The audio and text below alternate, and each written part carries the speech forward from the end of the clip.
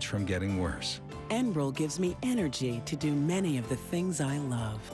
Because prescription Enbrel suppresses your immune system, it may lower your ability to fight infections such as the flu. So don't start it if you have one.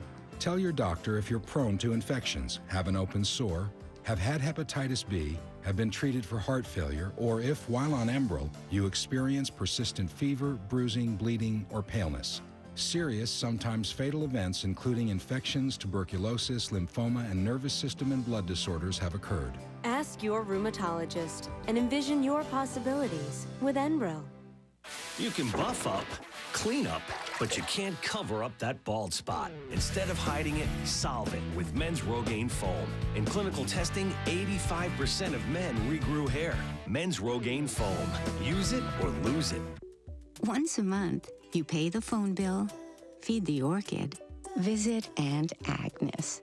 You can also do something important for your bones. Help prevent and treat postmenopausal osteoporosis with new once-a-month Actonel. Now in a single monthly dose, Actonel is proven to help reverse bone loss and can help increase bone strength to help prevent fractures. You should not take prescription Actonel if you have low blood calcium, severe kidney disease, or cannot sit or stand for 30 minutes. Follow dosing instructions carefully. Stop taking Actonel and tell your doctor if you experience difficult or painful swallowing, chest pain, or severe or continuing heartburn, as these may be signs of serious upper digestive problems. Promptly tell your doctor if you develop severe bone, joint, or muscle pain, or if you develop dental problems, as rarely jaw problems have been reported. Once a month, you get your favorite magazine, have a girls' night out, and you can also do something important to help protect your bones. Ask your doctor about new once-a-month Actonel. Tomorrow, as America wakes up to a new president-elect, all the results and reaction from around the country. Tomorrow on Today on NBC. Our job is to make sense of it. This is what we do. The top of the news tonight is the NBC projection that Governor Ray, the incumbent governor of the state of... Good evening, I'm Erin Kiernan. And I'm John Bachman. We've been following this breaking news all night long. News Center 13 Scott Pope joins us now with the Live Eye. It's the big story today affecting everybody. New technology, first such as Live Eye, our mobile transmitter receiver. The Channel 13 News studio with some breaking news. And taking a look at the national map, our live mega Doppler shows the bulk of the precipitation is... Well, they call them the franchise in Baltimore. I was just honestly the greatest place ever. And we're dreaming of tomorrow. News is never static. Neither is News Center. Fantastic production studio, isn't it? Instead of waiting till later in the show.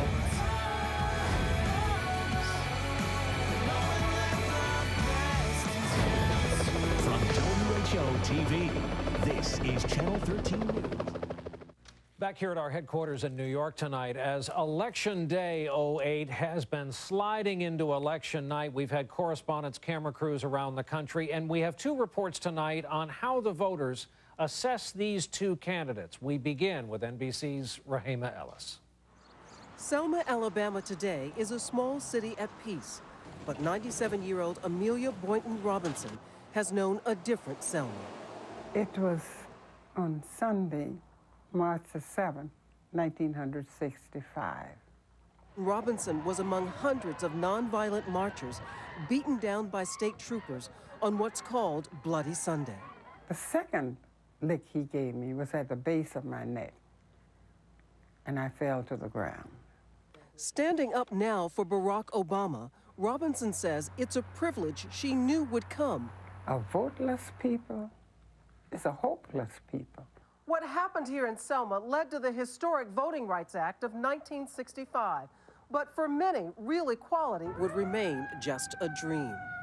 In 1967 in Detroit, 40 died, 5,000 were left homeless. Abdullah El Amin was jailed for curfew violations.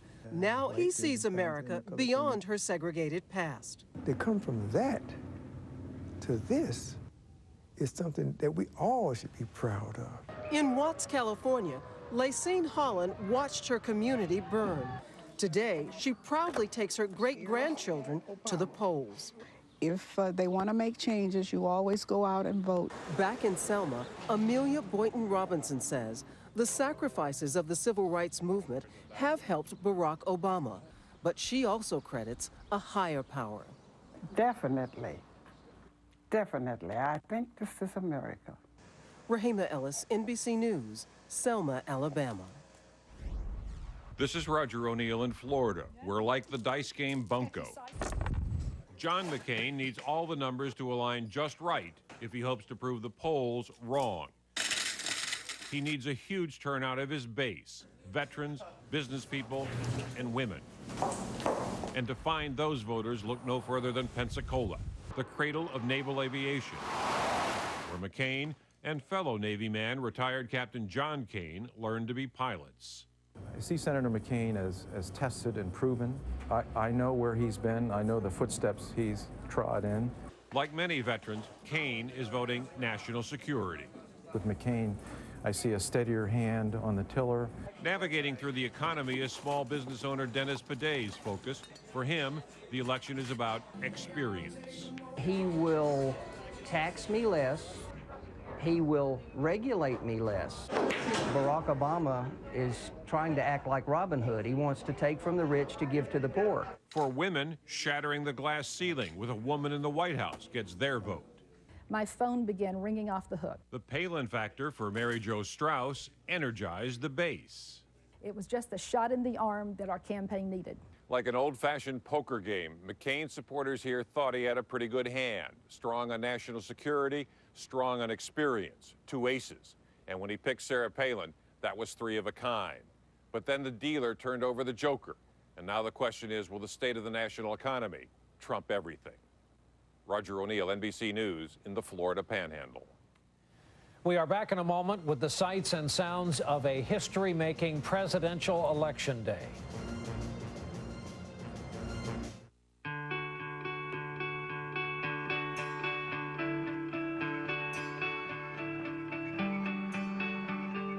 There's a place out there that's different. A place whose people understand that the word welcome is more than a greeting. That the things you can't count for everything. That life is in the details. So when you come to this place and find that the details of your life are treated as all that matters, you'll understand the difference between a hotel and a Hyatt. And you will say, thank you, thank you, thank you. And the people there will smile and humbly reply, you're more than welcome. And the secret to perfect stuffing is this, but it's an old family secret. So don't tell anyone. I promise. Want to hear a secret? Trusted for generations, the secret to perfect holiday stuffing is Swanson broth. To wipe out a big cold, immerse yourself in total cold relief with Alka-Seltzer Plus. It speeds relief to every inch of you. Liquidate your big cold with Alka-Seltzer Plus. I'm Mark Goldston, Chairman and CEO of NetZero. All internet providers take you to the same internet, so why pay more to get there? NetZero is only $9.95 a month, and we give you a 30-day money-back guarantee. Call 1-800-NET-ZERO or visit netzero.com. This fiber, I'd had my fill. Then I found Miralax. Miralax relieves constipation with no bloating, no excess gas, no taste, no grit. You'll see, it's clearly different. Restore your body's natural rhythm with Miralax.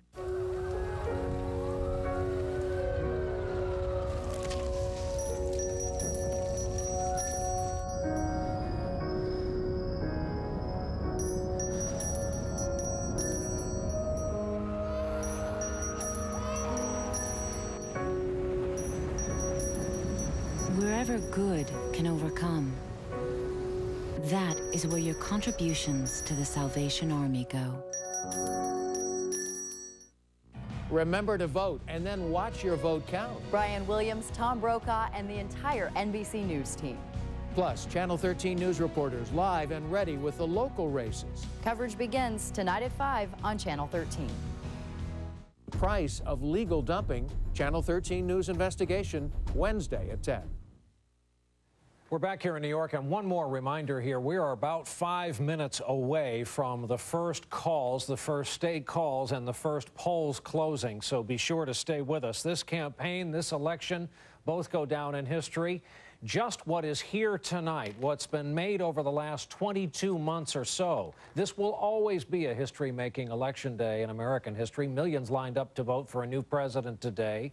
And we'll close this half hour with a look at this day from NBC's George Lewis. Good morning, and welcome. They opened the floodgates this morning at voting places across the country. And as Matt Lauer put it on the Today Show, by all indications, when you go to vote, you're going to have a lot of company. Up to 140 million Americans lined up, often for hours. Former Secretary of State Henry Kissinger, a McCain supporter, was one of the faces in the crowd on the sidewalks of New York, where people are used to long lines. It was the same story on the other end of the country. At this polling place in Los Angeles, a couple hundred people lined up before dawn to be among the first to vote. Gerald Washington arrived at 10 minutes to 5 a.m. Because it's very, very important that you be here. This is a very historic time. As the Spanish-language newspaper La Opinión headlined the historic vote, 86-year-old Maria Reyes, originally from El Salvador, cast her first ballot in an American election. It wasn't easy for her. She has Parkinson's disease. Reyes was sworn in as a new citizen in August, helped by her daughter Elvia. It's the wonderful man for our country right now, Obama. Viva Obama. Obama. In Southern California's Little Saigon, Vietnamese Americans turned out to support John McCain because they say they are indebted to him. Mr. McCain and I grew up and fought the same war in Vietnam. I'm here with your ballot. In Fort Worth, Texas, Zula Deers voted from a hospital bed. Some were in a festive mood. Uncle Sam in Shreveport, Louisiana, and the McCain versus Obama turtle race in Tulsa, Oklahoma. This as millions of voters moved at a turtle's pace through those long lines. George Lewis, NBC News, Los Angeles. And that is Nightly News for this evening. As we thank you for being with us, we also remind you we are just getting started. Coming up next, Decision 2008 election night. Polls are scheduled to close in the first 6 states, including battlegrounds, Indiana and Virginia. One last warning, those who haven't voted, go out and vote, but join us for our all-night coverage. Where will you be when history is made, when the votes are counted, when America chooses its new leader? Be with NBC. Moment-to-moment Election Day coverage anchored by Brian Williams with Tom Brokaw and the best of NBC News. Decision 08 coming up next. Looking back at past elections, Iowa's most experienced voters reflect on their earliest voting memories. And a woman could pull off Iowa history tonight. Becky Greenwald tries to upset 7-term Congressman Tom Latham to become Iowa's first Congresswoman. It's been a long, hard-fought campaign for the last couple years, and today is finally here, and I'm very excited. The campaign's kicked into high gear during January's Iowa caucuses, and now Election Day has come as Iowans cast their ballots in this historic election. From WHO TV, this is Channel 13 News at 6. The commercials, campaign visits, and political phone calls are complete. Today, it's all about your vote. Iowans still have 3 hours to cast a ballot. Good evening, I'm John Bachman. And I'm Erin Kiernan. The polls just closed in the first 6 states. In Iowa, of course, the polls close at 9. And tonight, we are live at both Republican and Democratic headquarters. But first, we go to Lynn Melling, where state leaders are expecting record voter turnout. Lynn? That's right, John. Election officials expect more Iowans than ever before will vote in this election. Right now, we're at the Polk County Auditor's office, where workers are still answering phone calls, answering questions, and collecting those absentee ballots. You have until 9 o'clock to turn in your absentee ballot. A record 533,000 absentee ballots have been turned in so far across the state, breaking the previous record of 460,000. Now, today in the basement of Hy-Vee Hall, Polk County workers counted a record 70,332 absentee ballots. That's just for Polk County. So far, state and county leaders are not reporting any major problems with ballots or long lines. 45 minutes was the longest line Secretary of State Michael Mauro was aware of today, and that was in Story County. Also, same-day registration didn't seem to cause many headaches. This is the first presidential election for same-day registration here in Iowa, and Mauro says that will help Iowa break its voter turnout record. The 80% record, we have that once before in 1992, but when you're doing percentages, it was a lot less registered voters. So when so we're going to have, what I can say tonight is we're going to have the most voters that ever participated in an election in Iowa. But we also have more voter registrations than we've had in the past. So percentage-wise might be not top 1992, but number of voters voting will be a record.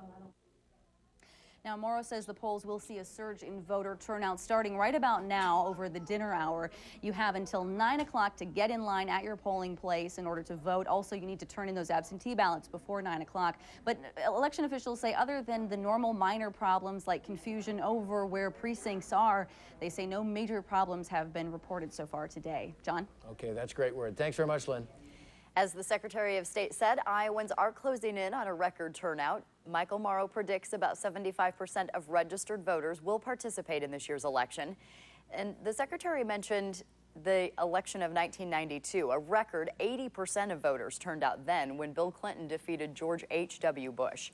72% of registered voters cast a ballot in 2000 and 2004, and in 1996, that number was 71%.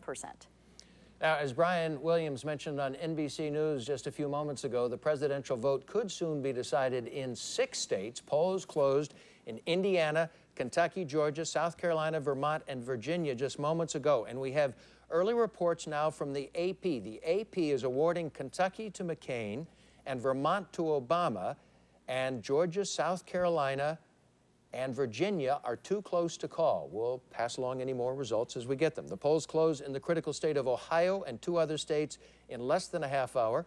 Florida is in the next group of 16 states where polls close at 7 o'clock Iowa time. Voting ends in Arkansas at 7:30. Another 15 states will see polls close at 8 o'clock. Iowa and 3 other states will finish an hour later. And the final big wave of states will come at 10 o'clock, and Alaska finishes at midnight. Whew. Yeah. Iowa U.S. Senator Tom Harkin took his shot at the presidency in 1992, but tonight he's going for a 5th term in the U.S. Senate. His challenger is relatively unknown. And the presidential candidates have been running 2 very different campaigns here in the state. Sonia Heitsusen and Dave Price join us live from Republican and Democratic headquarters, respectively, for a look at what each candidate needs for a win. Hi, guys.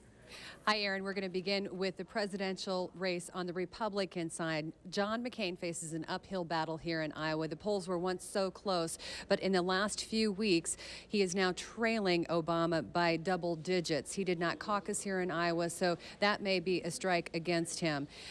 He did, however, or Bush, however, did win the state of Iowa back in 2004, so you never know. They may carry some of that momentum perhaps into this presidential race. Also, McCain has really stepped up his campaign stops here in Iowa in the last 2 weeks, with he and his running mate hitting the circuit here in about the last 2 weeks. Now, McCain needs heavy voter turnout from Western Iowa, which is strongly Republican. He also needs heavy voter turnout from veterans. He, of course, is a veteran with a well-documented POW story. He also needs to get heavy voter turnout from those who are in favor of increased military spending. And let's not forget about the war in Iraq, those who do not agree with Obama's plans about pulling out of Iraq in a timely manner. Dave? Well, Barack Obama just might have the most organized presidential campaign in Iowa ever, so he has to try to take advantage of that. They heavily targeted students, and they went after those occasional voters, those voters that don't show up every election. They hope to tap into this entire change message. It's part of his theme. It is his theme in this campaign. They think a lot of people will respond to that. In the end, though, they want to make sure that people do not get cocky. They've been up in the polls by double digits in Iowa. They don't want people to get complacent. They want them to show up. Well, now looking at the Senate race here in Iowa, Dave, we want to look at Chris Reed, who is Tom Harkin's challenger. And let's be honest about this. He is a severe underdog in this race. He is running against a very well-known and very well-liked senator here in the state of Iowa. But hats off to him for throwing his hat into the race against such a political giant. What he needs here to show some good numbers in this race is a strong pro-life, strong conservative, strong Christian conservative turnout. He also also needs strong turnout from western Iowa as well. And he too may benefit from people who go in and vote the straight Republican ticket because of those close races in the presidential race as well as other U.S. Senate races. Well, Sonia, Tom Harkin is used to these really tough fights, and his margin of victories in these races haven't normally been that big. That could change this time. In this case, his opponent is not very well known, doesn't have hardly any money. Even Republicans don't really know him very well at all. So Tom Harkin's campaign is feeling very confident with all kinds of age groups here, students, women, older voters, blue-collar voters. And in the end, if it's a very big Democratic turnout, they expect to have a very big win tonight. All right, Dave Price and Sonia Heithusen reporting live from Democratic and Republican headquarters for tonight. Thanks so much. We'll be hearing more from both of you later tonight. One of the other races that we're keeping a very close eye on is the 4th District congressional seat where Iowa could send the first woman ever to Washington. This is a history-making day, however we look at it, and so it would be fun to be part of that, but more important, it's what we want to do starting tomorrow and getting the work done for families in the 4th District. Becky Greenwald did some last-minute campaigning this afternoon. Iowa and Mississippi are the only 2 states in the country not to have elected a woman governor, senator, or congressional representative, but incumbent Tom Latham, who is running for his 8th term, wants to keep his seat. He stopped by the McCain headquarters to rally some last-minute support, saying he's ignoring polls that show it's a close race. The polls are one thing. What actually happens is on Election Day, that's the poll that counts, and when people actually get out to vote. We have crews at both camps in Ames, and we'll have a live report at 10. It's not just Washington. Iowa voters are also deciding who to send to the state capitol tonight. Channel 13's Dan Winters joins us now with a state Senate race that we should be keeping our eyes on. Dan. That's right, Aaron. Even more so than the Iowa House, it would take a monumental upset for Republicans to gain control of the Iowa Senate. Check out the balance of power in the Senate right now. Going into tonight, the Democrats hold a 10-seat majority in that 50-member Senate. Tonight, Republicans don't want to lose any more ground. But here's one spot where they could. Voters in Marshall County and Hardin County have sent a Republican, Larry McKibben, to the Iowa Senate since 1997. This year, McKibben is out, and voters will choose between Jarrett Heil and the Democrat, Steve Sodders. There's a good reason to watch the returns in Marshalltown and Eldora closely tonight. McKibben barely won his last election. He brought in just 51% of the vote in those counties that are now trending Democratic. Now, tonight we're also going to be watching the key precincts across our state. Our insiders trying to gauge which way Iowa is going to break in the presidential race. In 2000, Iowa went to Al Gore, just like our neighbors here to the north and the east, Minnesota, Wisconsin, and Illinois. In 2004, Iowa broke the other way for George Bush. That time we joined our neighbors to the south and the west, Missouri, Nebraska, and South Dakota. Now, this time around, we expect the upper Midwest to be more of a shakeup. This time, Missouri is in play for the Democrats. And Aaron, here's something interesting. Just one other state has Iowa's track record, going blue in 2000, red in 2004. It's New Mexico. Go figure. That is interesting. A lot to keep track of, Dan. Yeah. We're glad you're over there at the touchscreen tonight. Thanks.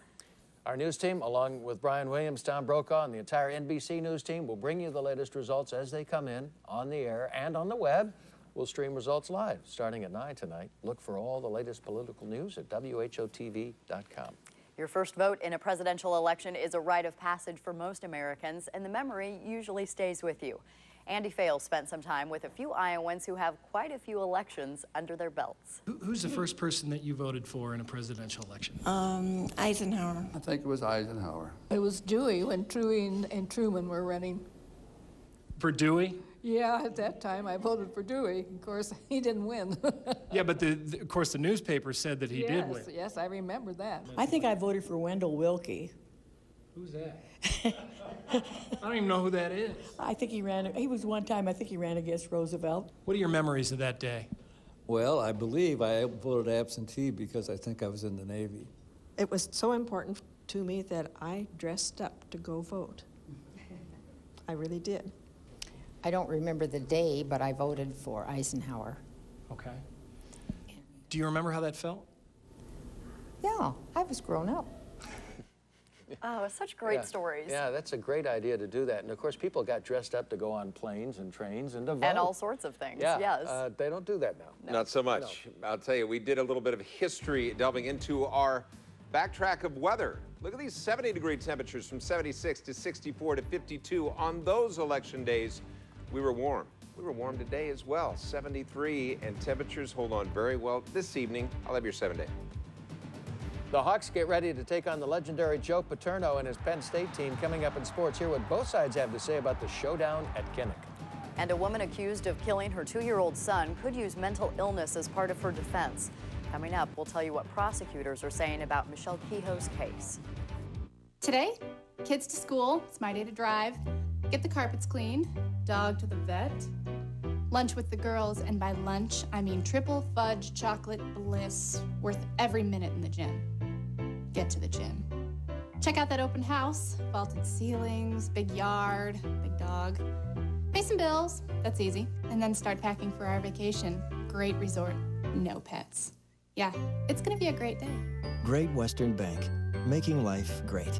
When you're ready to convert that old bathroom into the new bathroom of your dreams, call Rebath at 1-800-BATHTUB. Tired of that ugly, dirty old bathtub? Rebath will put a brand new bathtub right over the old one and repair any damage. Install gorgeous grout-free walls and save you money. All Rebath products are manufactured with superior materials, colors, and styles. At Rebath, bathroom remodeling is fast, affordable, and guaranteed. Rebath, taking affordable bath remodeling to a whole new level.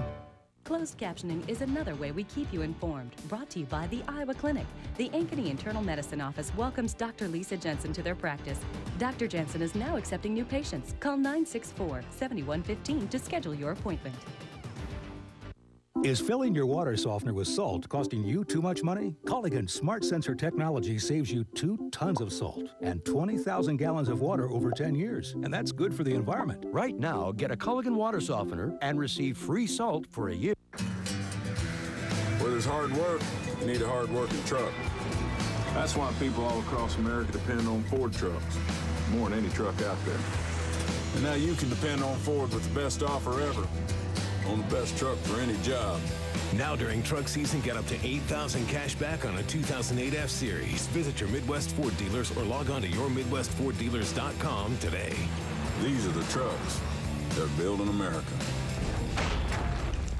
Spots are just downright annoying. The problem is hard water spots. But a Culligan water softener can help get rid of them throughout your home. So for better water, call your Culligan man today. Right now, get a Culligan water softener and receive free salt for a year. The man accused of killing his estranged wife and her friend will go to trial 3 months after the crime. Kyle Deemer is accused of killing Jessica Deemer and Bryce Mercer back in October. Police say he forced the two off a rural Marshall County road and then shot them in a ditch. Deemer entered a written plea last Friday and waived his right to a speedy trial. A judge has now scheduled the trial for January 13th. Deemer is charged with 2 counts of first-degree murder in the deaths of Jessica Deemer and Mercer. A prosecutor expects a Coralville woman accused of killing her son to use a defense of postpartum depression. Michelle Kehoe is charged with first-degree murder, attempted murder, and child endangerment. She is accused of killing her 2-year-old son Seth and injuring her 7-year-old son Sean in October. Buchanan County Attorney Alan Vanderhart says he expects the defense will say that Kehoe was suffering from postpartum depression when she allegedly harmed her children. Kehoe will likely be taken into custody after she leaves the hospital. A new report shows Des Moines should improve its crisis management plans. This after a review of the city's response to June flooding. The report also says workers should have better communication, and it recommends creating better plans for department relocation. More than 650 city employees were relocated over flooding concerns. The report was compiled by employees of the city manager's office. Iowa Agriculture Secretary Bill Northey says crops are benefiting from unusually warm weather. Northey says the warm sun and dry breeze in Iowa over the last week have helped dry out fields. He says southern Iowa still has a significant amount of corn and beans to get out of the field. In northern Iowa, Northey says almost all of the beans and half the corn has been harvested. Well, maybe one more day to hustle out there in the field. Get going. They are moving like crazy right now, and they need to because rain is on the way. Another beautiful day, 73 the high, only 2 off of the record. A warm vote coming up. We'd love to keep that going, but the temperatures will be tumbling in the 7-day. If your child is falling behind in school, if your child struggles with math or reading, let them blossom at Sylvan. Sylvan Learning Centers, an individualized approach tailored for each child to build exactly the skills your child needs to succeed, guaranteed to improve math or reading skills by 1 full grade level equivalent in 36 hours of instruction. Make this school year great with your Central Iowa Sylvan's Fall Special. Save $75 off your student's assessment. Call 1-800-EDUCATE today. People have a lot on their minds. What can we do about climate change? How can I save on my energy bills? Should I go with the peach cobbler or the cherry pie? Thing is, everything you're talking about, Southwest Iowa REC is working out. As co-op members, we're all in this together, keeping the lights on and our costs down. Cherry pie, peach cobbler, you can't go wrong. Whatever you're celebrating, there's something special at Perkins Restaurants, like our magnificent 7 breakfast, just $3.99 anytime at Perkins. Parents need to ask themselves some questions. Does your teenager gamble? Do you think, hey, at least I know where he is. At least he's not out drinking and getting into any real trouble. That's what I told myself. Until my son flunked out of school and I caught him stealing money. But your family doesn't have to lose. You can get help. Call 1-800-BETS-OFF. I did. And I got my son back. Gorgeous, gorgeous, gorgeous. Photojournalist Jeff Felton capturing the state capitol, glowing in the sun today. We hope all of you got to get outside and enjoy it because it could be turning soon. Yeah, tomorrow morning, okay, and then after that, whoa. As a weather person, you're always glad when election day is calm. Yes. It needs to be calm somewhere. Means we don't see much of you. In the weather department, well, that's fine as well. It's good to take a back seat. 66-degree temperature right now with 47 our dew point. Our humidity is back up to around 50%, and that humidity is going to come into play the next couple of days. Showers, even thunderstorms. I just showed you the pictures of the farmers trying to get the crops out of the field. They are hustling because they know what we know. Out to the west of us, another storm system is brewing. It's been beautiful today, caught underneath this canopy of a stationary boundary, warm temperatures riding up over the state of Iowa. Big low pressure system will start to move in, though, the next couple of days, and it will give us not only the wind that we had today, but then showers, even stronger areas of thunderstorms. They're possible tomorrow afternoon and evening. We could see severe weather right up into western Iowa. That low pressure system is, again, ahead of much colder air. Take a look what's going to happen here. By 10 o'clock Thursday morning, you could see 5 to 6 inches of snow in South Dakota. Nebraska could see snow, freezing precipitation. It's sliding our way. We have a chance for that mixture of precip, especially Thursday night and again on Friday. We're waiting for this system to build in. It is going to be dramatically colder, though, as we go through the end of our week. 56 the overnight tonight. That's above where we should be for daytime highs. Amazing temperatures. Still going to be very breezy. Tonight into tomorrow, that wind picks up again. 67 will be the high. Showers and thunderstorms here as soon as around 4 or 5 o'clock in the afternoon. And then those thunderstorms crank up in the overnight. That cold air colliding with all the warm, humid conditions that we have here. 50 will be that overnight low. So we will have that chance for some of those isolated thunderstorms to become strong, possibly severe. There's a slight risk. Thursday into Friday, look at the temperature tumble. 53 to 40. Those are daytime highs. And in between the daytime, colder temperatures. So we have a chance for that rain-snow mix Thursday and again on Friday. No accumulation expected as far as snow, but we are hanging on to temperatures only in the 40s throughout your weekend into Monday and Veterans Day. It's going to be very chilly, very cold overnight as well. But after hearing about the 5 inches of snow out in the We're Dakotas lucky. and stuff, we'll take it. We're, again, timing this out pretty well. Okay. Right, thanks, Ed. Hawkeyes prepare to face a legend. Joe Paterno talks about the Hawks next.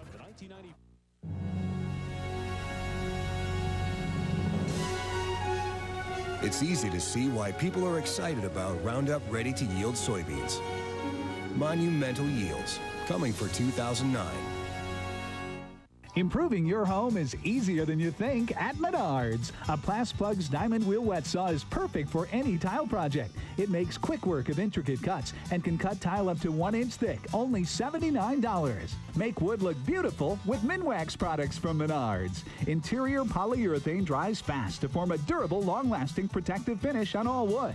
Available in satin, semi-gloss, or gloss, $22.88 a gallon. Save big money at Menards. Clinton's a perfect example of a great Iowa town. And this is our home. You know, whether you're growing a family or growing a business, Clinton is just a great place to do it. You know, the lottery changed our lives, and we both like to think that we can do things that change others. To be able to give and to help somebody else, you don't expect anything in return. It's really a good feeling. It's a win-win situation. We just think it's very important to give something back. If you're interested in plastic surgery, don't trust your future with anyone but a board-certified plastic surgeon. You'll find Heartland Plastic Surgery at Ask the Expert at WHOTV.com.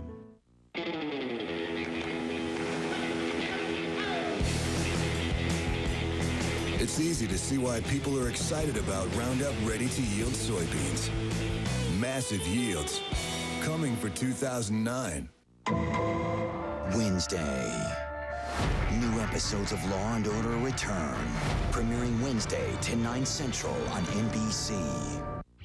Iowa Speedway in Newton. Driven to entertain. Driven to bring you the entire 2009 racing season for as little as $99. 10 heart-pounding events featuring the Iowa Corn Indy 250 and the Iowa debut of the NASCAR Nationwide Series. It's a season-long party with music, high-speed action, and so much more. To lock in your pass, call 1-866-RUSTY-GO or log on to iowaspeedway.com. Wake up with a smile. The information you need, the team you trust. Patrick, Brooke, Jerry Ann, Brad. Today in Iowa. Weekday mornings 5 to 7 on Channel 13 News. They do it to save a buck, but will we pay the price? We've heard of illegal dumping. Well, this was legal. Now it threatens the groundwater here. What we found already has lawmakers scrambling. A Channel 13 News investigation Wednesday at 10. Talk about a legend.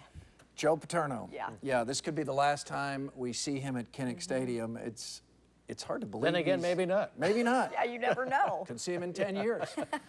Joe Paterno has more wins than any D1 college football.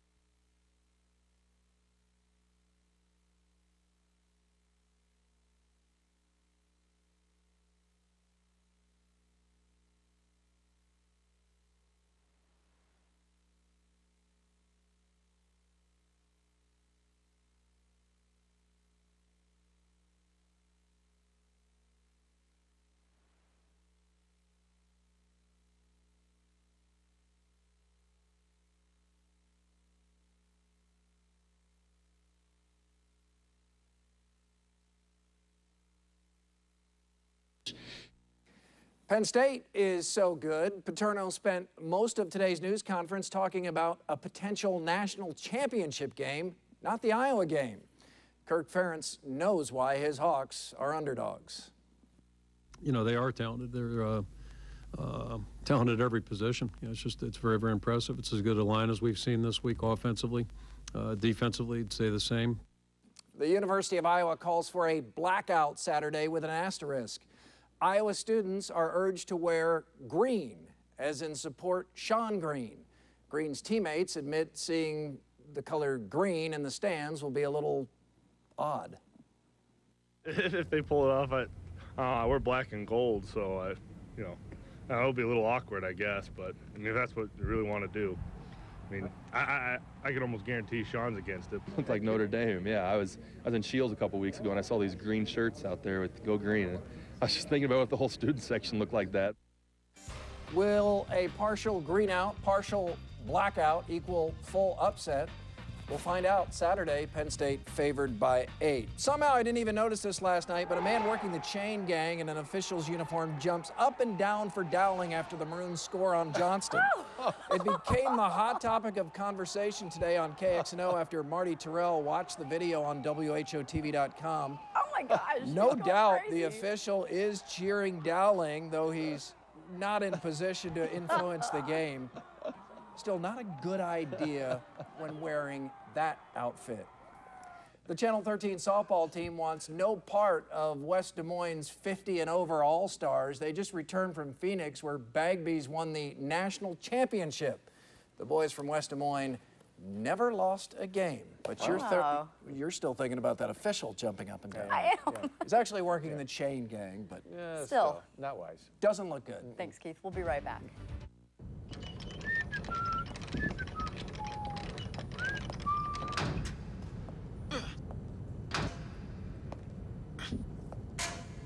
Some people think you can't get a lease on a new car right now, but at Toyota you can.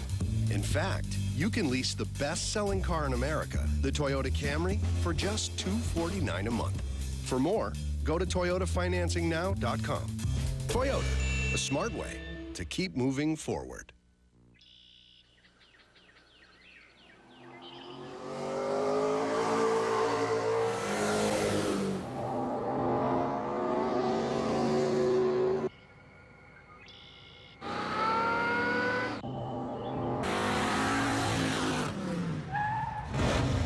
No such thing as too much performance, especially when it comes to high-yielding Mycogen brand grain corn hybrids. Thick burgers are great, but sometimes they're just too much. Thick burgers are great. Introducing the quarter-pound Little Thick Burger. It's a thick burger, but little. New at Hardee's. Badonkadonk. Badink-a-dink. Introducing the quarter-pound Little Thick Burger. It's a thick burger, but little. New at Hardee's. This is my town. My home. Our place. The kind of place where you can put down roots. There's great opportunities here and room to grow. Best pie you'll ever have. Our bank? Great Western Bank. Good people. Good advice. They believe in me. That means a lot. Great Western Bank, making life great. Wednesday is the new night for crime. I like the sound of this. Kits on the case on a new Knight Rider. Allow me to drive. Then the Wednesday premiere of Life. Want to show you my badge? Still here! Solving television's most fascinating cases. And the original Wednesday crime drama is back. Just get me the indictment. The season premiere of Law & Order. Justice by other means. Knight Rider, Life, and Law & Order. Wednesday, the new night for crime on NBC. As we told you at the top of the newscast, polls closed in 6 states, and NBC's projections are this. First, Kentucky goes to McCain, Vermont goes to Obama, but Indiana, Georgia, South Carolina, and Virginia are too close to call. So those are the early projections at this point. Many more to come. Oh, it's going to be a fun night. We hope you stick with us. We'll see you again right here on Channel 13 at 9:20 for an update. Join us.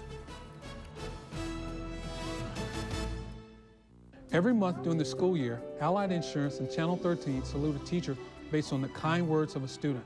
We call it the Golden Apple Award, and it's a celebration. So on behalf of Allied Insurance and Channel 13, we'd like to ask Mrs. Engel to please come forward. Mrs. Wheeler to please come forward. Ms. Davis to please come forward. Honor your favorite teacher today by nominating them for the Golden Apple Award at WHOTV.com/goldenapple, presented by Allied Insurance and Channel 13. It might seem strange, but your antenna TV could become just a box if you don't get this box. In February 2009, some TVs will stop working unless they're upgraded to digital television with this DTV converter box. Without this upgrade, your antenna TV will not work. Make sure your TV is DTV. Call 888-DTV-2009 or visit dtvanswers.com. Don't let your TV become just a box. Brooke Valma on Today in Iowa, tomorrow morning at 5 on Channel 13 News. From NBC News, Decision 2008, Election Night. 7:30 p.m. in the East. Let's go directly to the latest grouping of states we have for you in the critical state of Ohio.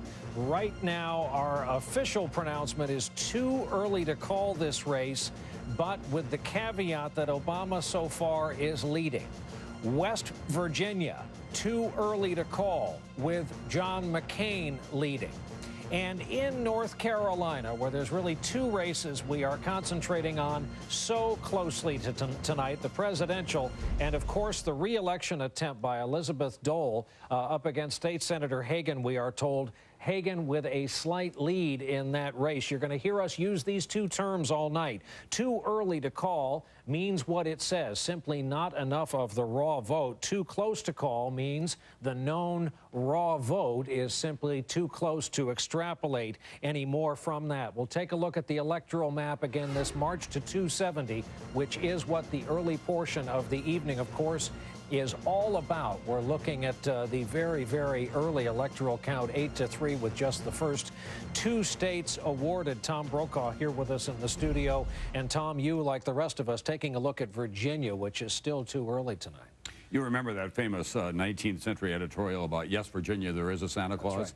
Right. It depends which Santa Claus shows up tonight, for McCain or for Obama. The polls have been closed now about a half an hour. It's still too close to call. A very, very senior Obama advisor told me over the weekend, harkening back to Tim, of course, in 2000 when he was saying Florida, Florida, Florida. In the Obama campaign, they're saying Virginia, Virginia, Virginia. If they can win that tonight, and the votes have been cast, if they have won it, then they think that that will start something very substantial for them. But we don't know yet because we have not been able to tell, and the polls have been closed for about a half an hour now. But it's a big state to keep track of. Chuck Todd has been talking about it all along. It's the northern part, as you know, is more moderate to liberal. The southern part is still the old Dominion, and it's part of the Confederacy in the eyes of a lot of people. But it does have a Democratic governor now, and Jim Webb did beat George Allen last time out. That's right. And the northern part of that state, which John McCain's brother made a lot of news during the campaign, calling it the communist part of the state, the Commonwealth of Virginia. It's the northern part where the returns have been very, very slow in coming into us tonight. We want to talk about some of these voter attitudes we're learning from people exiting the polls. Ann Curry in our virtual reality exit poll studio. Ann, I know you have more data. That's right, Brian. We're getting some numbers now that may indicate how moderates are breaking. The numbers are from Indiana, where 20% say they are liberal, 45% say they are moderates, and 35% consider themselves conservatives. Now, here's a close-up look at how those moderates voted. And 63% went for Barack Obama. 36% went for John McCain. Obama is also doing very well among some key groups in Indiana, including those who earn between $30,000 and $75,000 a year, white voters, and those who live in the suburbs. Now, during the campaign, as you well know, Brian, John McCain painted Barack Obama as too liberal. But take a look at this number. 45% of Indiana voters said that he is too liberal. 4% think that he is too conservative. And 50% said that Barack Obama's policies are about right. So no way, as you well know, Barack Obama can win without those moderate votes. And if Indiana's any indication, tonight Obama's doing very well with them and also with key groups that usually vote Republican, Brian. All right, Ann Curry with the exit polling results. She'll continue to keep a safe distance from the flying graphics tonight. Let's take a look at the Senate board. We have another call, this one widely expected in the state of West Virginia. The member of the prominent Rockefeller family who wound up in West Virginia, Jay Rockefeller, the incumbent senator, will return.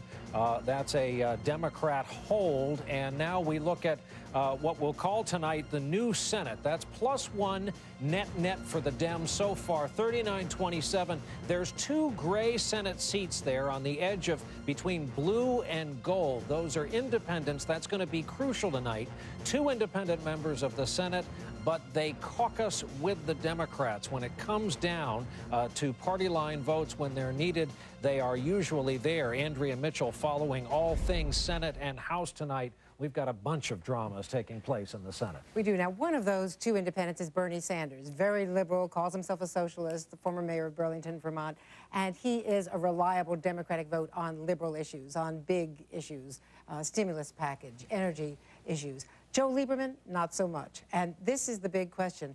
If they pick up enough seats so that they reach 60, which is filibuster-proof, supposedly, even though that's a moving target depending on what the question is, then perhaps they might move the Democrats against Joe Lieberman. He's been caucusing with them. He was elected as an independent. He votes as a Democrat. He's a registered Democrat, although it's clear he'll vote for John McCain. He's so close to McCain, and the Democrats are so angry at Lieberman for having gone so strongly, not just for McCain, but in his convention speech at the Republican convention, attacking Barack Obama. Joe Lieberman, a former freedom rider during the civil rights struggle, the time of Schwerner, Cheney, and Goodman, who has now really picked fights and has enemies in both parties, really. And, you know, there's a House seat that's also of great interest in Connecticut because Chris Shays was the last Republican standing in the Northeast in 2006. And Chris Shays has a tough fight with Jim Himes because this could possibly not be a Republican year in the state of Connecticut. Just north of the city of New York, we'll be watching that race as our coverage goes on tonight. And just outside our building, again, a crowd we're estimating in the thousands. We've got big video screens set up. They're watching the returns along with us. It's early yet, 7:36 p.m. Here on the East Coast of the United States. We'll take a break. Our coverage continues from New York and points elsewhere right after this.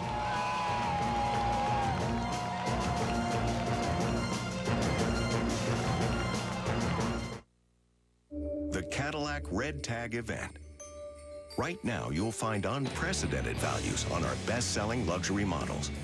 From the award-winning Cadillac CTS to the legendary Escalade, now's the time to move up to Cadillac. During the first ever Cadillac Red Tag event, the price on the tag is the price you pay, providing incredible values like this. See your Cadillac dealer. How do we make our new cereal? Allow us to demonstrate. You start with Honey Bunches of Oats. The flakes fly! And what's left? Just bunches. New in Honey Roasted and Caramel. For years, low-dose aspirin has been a cornerstone of heart attack prevention. Today, there's Bayer with Heart Advantage. Ask your doctor about the only low-dose aspirin product that helps lower the risk of heart attack and lowers cholesterol. Be sure to talk to your doctor before you begin or modify an aspirin regimen.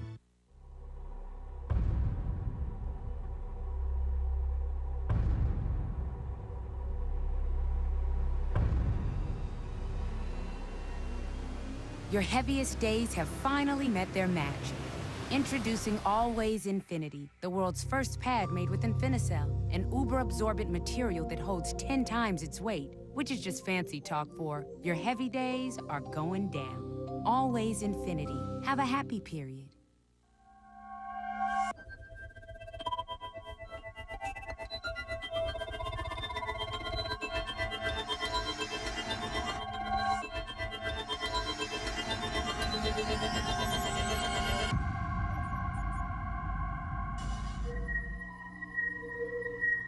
Saturday, relive the fun of the election with Saturday Night Live's Presidential Bash. Saturday, 9, 8 Central on NBC. All you have to do is want it.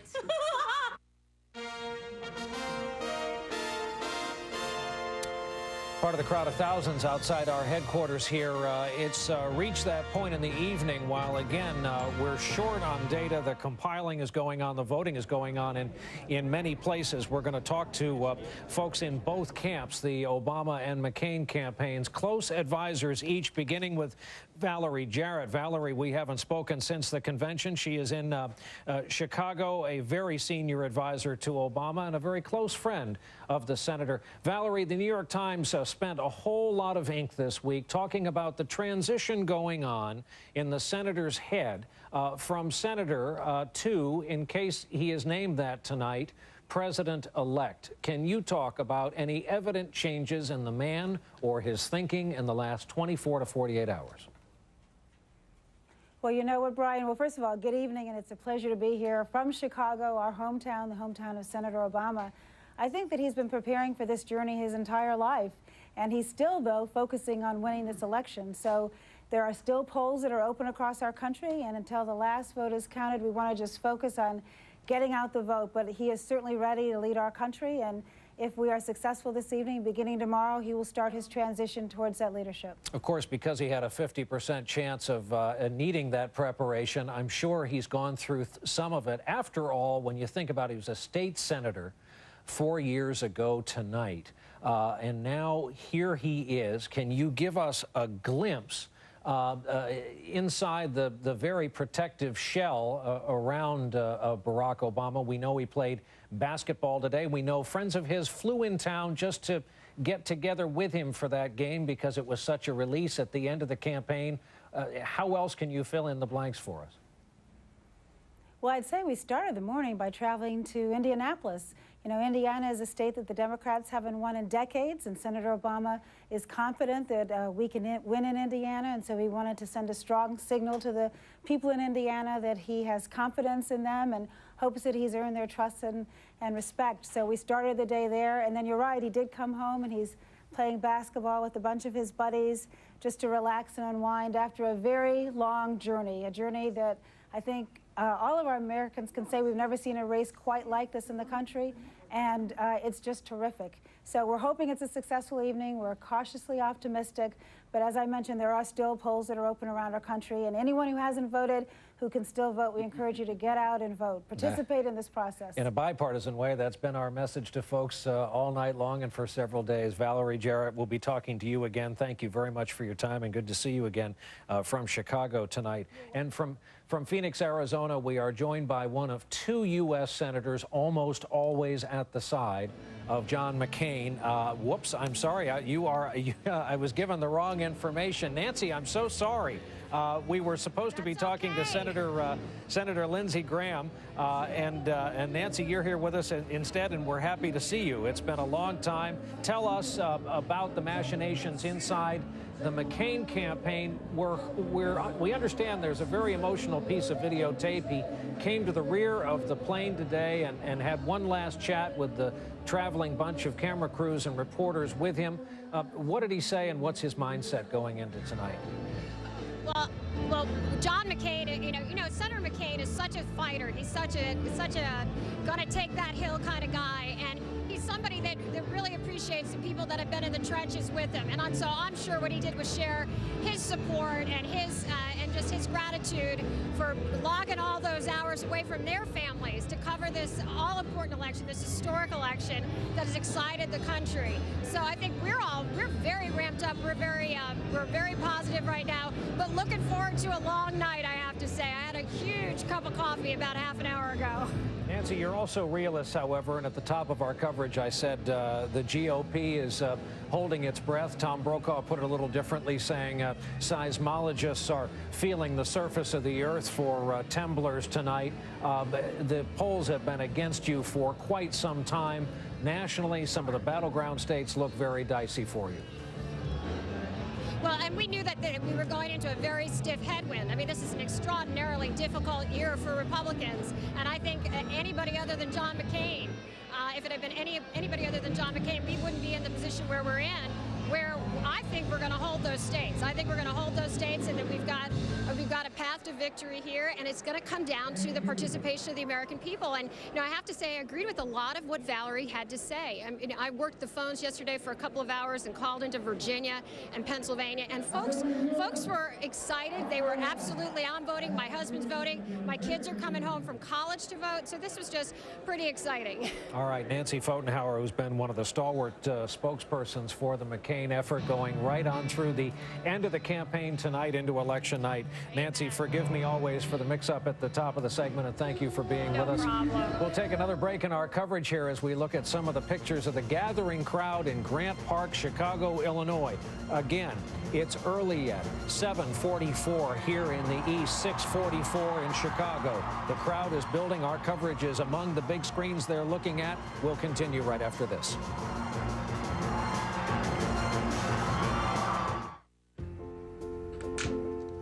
You don't have to do all that. There's enough here for 3 months, Dad. 3 months? How am I going to pay for it? It was only $10. Come on, for all of this? I got it at Walmart. Wow. Get Walmart's unbeatable prices on hundreds of popular prescriptions. A 90-day supply is just $10. Up to a 30-day supply is still only $4. No more skipping doses, okay? Promise. Cross my heart. Save money, live better. Walmart. Teen girls and guys are from two different planets. That's why there's new One-A-Day Teen Advantage for her and for him. The only complete multivitamins designed for their specific health concerns, like her healthy skin and his healthy muscle function. New One-A-Day Teen Advantage. Enter the deep end of moisture. Only Olay Ribbons Body Wash adds a ribbon of actual moisture to wrap your skin in 2 times the moisturizers. Olay Ribbons Body Wash from Olay. There are better days to meet us where we stand. They are gathering in clouds and spreading out over. When it's people who do the right thing, they call it being responsible. When it's an insurance company, they call it Liberty Mutual. Responsibility. What's your policy? Liberty Mutual Insurance. A military hero turned government operative. I'm on my way in.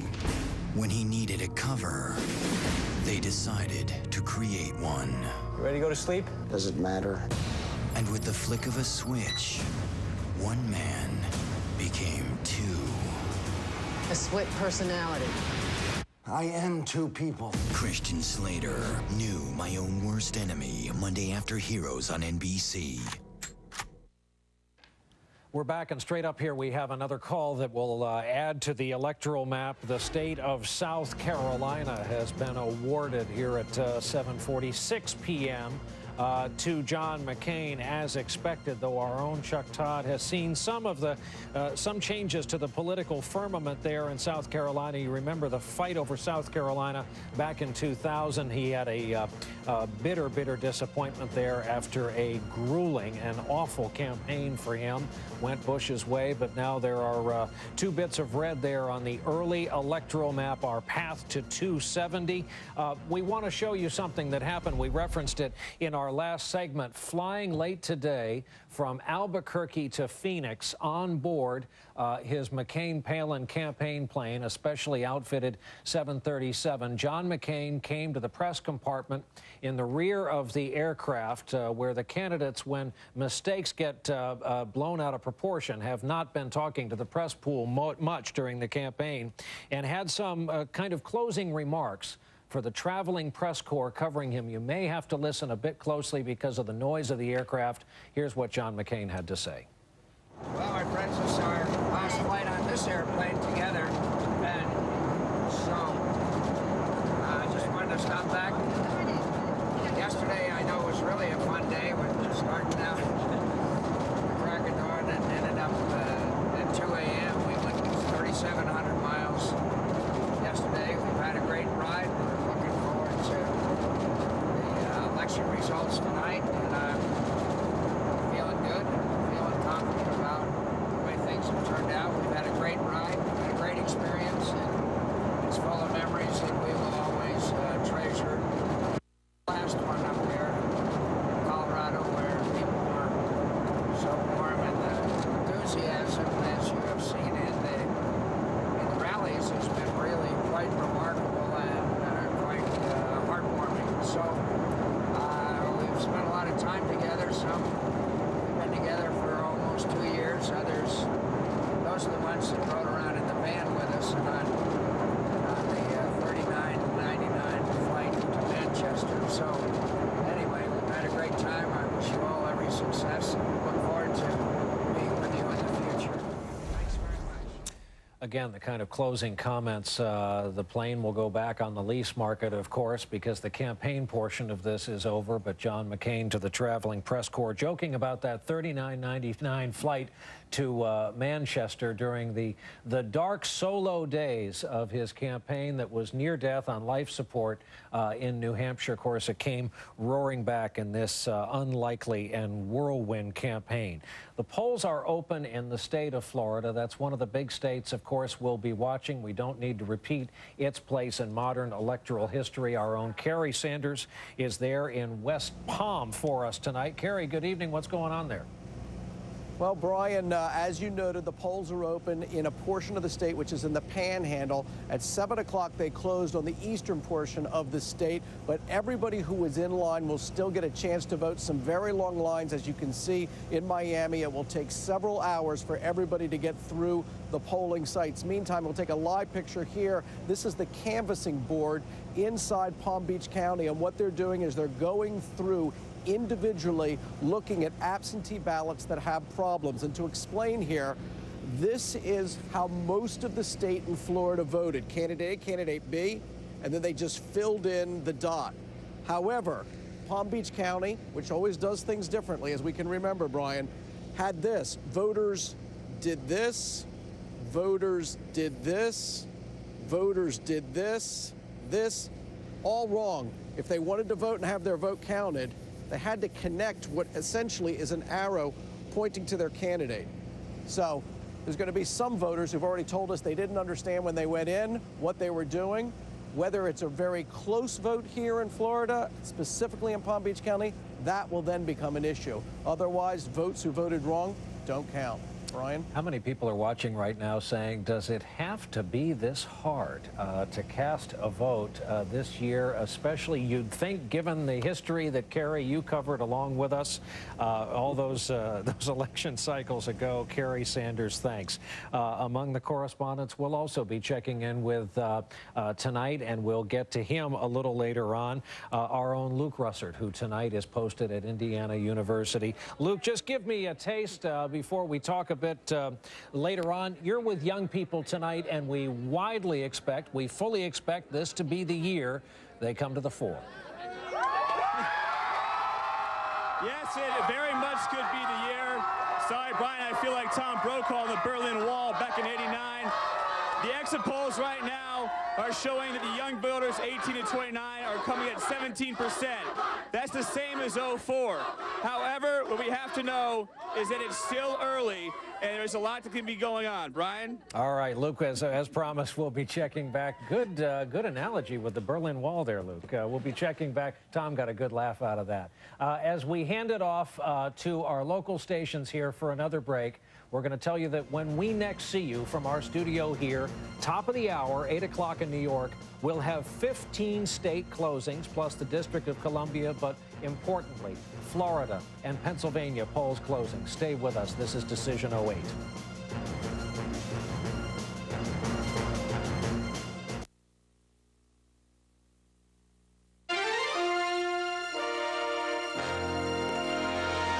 Decision 2008 election night continues. Here is Pete Williams. Back here once again in Washington as we come up on closing times for the polls in more than a dozen states. And here is where we stand at this relatively early hour of the evening. At this point, NBC News projects Barack Obama winning in Vermont and John McCain winning Kentucky and South Carolina. And it's considered too close to call in North Carolina and Indiana. Among the states where the polls close at the top of the hour are Florida and Missouri, both considered toss-ups by our NBC News political team, and Pennsylvania, where John McCain was hoping to make a strong showing. Within just a few minutes, by 8 p.m., voting in roughly half the states is scheduled to end, barring any complications that would lead election officials in those states to extend voting hours, and we haven't heard of any. Turnout has been exceptionally big today, and in some states that has meant problems, not just voting, but as well as long lines. NBC's Carrie Sanders has been watching the voting today in Florida and joins us from Palm Beach County Tabulation Center. Carrie, what's it been like there today? Well, extremely long lines. In some cases, folks had to wait 4 or 5 hours. This on top of the fact that the state had early voting with a tremendous turnout of early voters. Some people then had to wait 9 hours. So comparatively, it went well. In many cases, people were to get in and get out rather quickly. But the lines began to swell towards the end of the day here. The polls closed at 7 o'clock in the eastern portion of the state. There is also in the Panhandle of the time zone. The polls remain open there. Everybody who is in line by the time the polls close will get a chance to vote. The biggest problem appears right now to be in Central Florida at the University of Central Florida, where there may be upwards of 2,000 students who registered to vote after a big push by the Obama campaign. then did not early vote, then slept in this morning, went to classes, and all sort of converged at the polling place late this afternoon. Things are moving there extremely slowly, and of course, they cannot take out those little computer data cards from the actual machines until everybody's had a chance to vote. Then once those votes are taken, those tabulating machines, the actual little cards come out, and they're brought to locations like this. Deputies in each county bring them in, and then they start running them through the computers and doing the tabulations. At the same time, over my shoulder, the canvassing board in Palm Beach County, a group of politicians who became rather famous in 2000 as they were trying to figure out the Chads, are right now looking at absentee ballots to determine whether the signatures are correct and match, because in some cases they don't. And if there is no signature, by state law, that absentee ballot is thrown out, Pete. But no magnifying glasses this year, probably. No Chads, thankfully, and it looks like, by and large, the system is going to work. All right, thank you. Kerry Sanders in Palm Beach. Senator Obama was leading in the polls as the campaign drew to a close, and on the eve of the election, our NBC News estimates showed him ahead in enough states to have a majority of the electoral votes needed to win. But there is a wild card here that has come to be known as the Bradley effect. And joining me once more again is James Thurber, director of the Center of Congressional and Presidential Studies at American University. Professor, tell us, why is it called the Bradley effect? What is it? And do you think it's going to be a big factor? Well, Mayor of Los Angeles, Bill Bradley, in 1982, was running for governor of California. He was significantly ahead in the polls, and the media called the race, actually, in his favor. And he was African American, and he lost narrowly after a count of the absentee ballots. Now, what happened in that state was people felt that that people were lying to the pollsters. They said what was socially acceptable, that they would vote for a black, but they went in and they didn't. Now, in the analysis afterwards, white independents and undecideds didn't vote for him at high rates. Now, it also occurred even more significantly, this Bradley effect, in Virginia with Governor Wilder in 1989, and also with the Mayor Dinkins of New York. Wilder was up 15% 2 weeks out, and he won that election as governor of Virginia by 6,700 votes out of 1.7 million. And Dinkins was up 15%, and he, in the end, only won by 2%. So it sounds like you're a believer in the Bradley effect, then. No, I'm not. Okay, why not?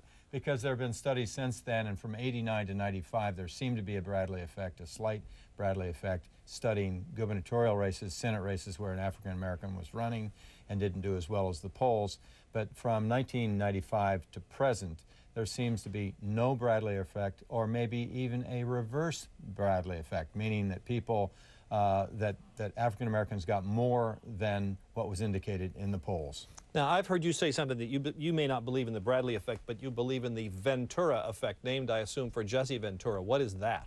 Well, the Ventura effect was unique to Minnesota. You have day of registration. He was very popular with young people. He went around to the campuses in Minnesota. Day of registration meant that they had a surge of 317,000 new registrants, young people that came out and voted for him in Minnesota. So it just means that perhaps the people who supported him were underpolled. Do you think that might be going on in this election?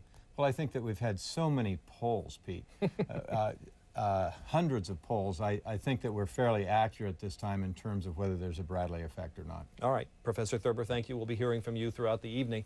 Tonight, we'll also decide what kind of Congress the next president will be working with. Democrats seem likely to pick up some seats in the U.S. Senate tonight, now split 49-49 with 2 independents who generally vote with them, making it effectively 51-49.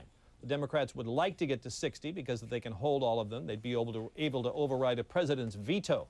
And in the House, the Democrats now outnumber Republicans 236-199. It seems likely the Democrats will pick up some seats tonight there, too, perhaps a few dozen.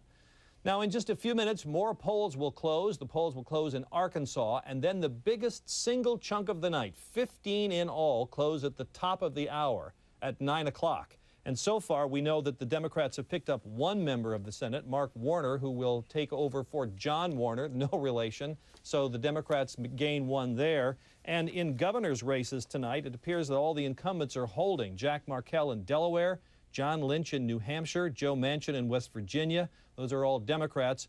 And then Republicans, Mitch Daniels in Indiana And a Democrat will take over for a retiring governor in Missouri, Jeremiah J. Nixon. The former the current Attorney General of Missouri takes over for Matt Blunt there. So far, incumbents are generally doing well tonight. NBC News coverage of Decision 2008 election night now continues from New York with Brian Williams.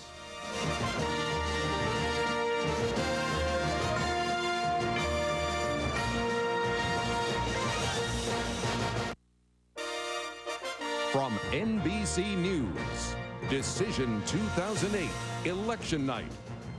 A very important hour has arrived in this election with the 8 o'clock hour here in the East, and a big prize for the Democrats in their pursuit of the presidency. Barack Obama is being awarded Pennsylvania by this network. We're projecting when all the votes are counted, he will have won that major prize for the Democrats. 15 states, the polls just closed, including this one. Big prize in Florida, where it is too close to call, as it is in Missouri. Closely sought after, 11 electoral votes because of its bellwether status in the center of the country. New Hampshire has gone to Barack Obama, and this will start now a bit of a run through the East and New England. You just saw Connecticut, Delaware, Joe Biden's home state, District of Columbia. Wait till you see the margin there for Barack Obama when this night's over. His home state of Illinois has fallen to his category. As we say, now begins the run. Way up the tip of New England, the great state of Maine. Down again the eastern seaboard, the state of Maryland in the Obama category. To the Bay State of Massachusetts, the Commonwealth has gone to Barack Obama tonight, as has the most densely populated state in the Union, the great state of New Jersey.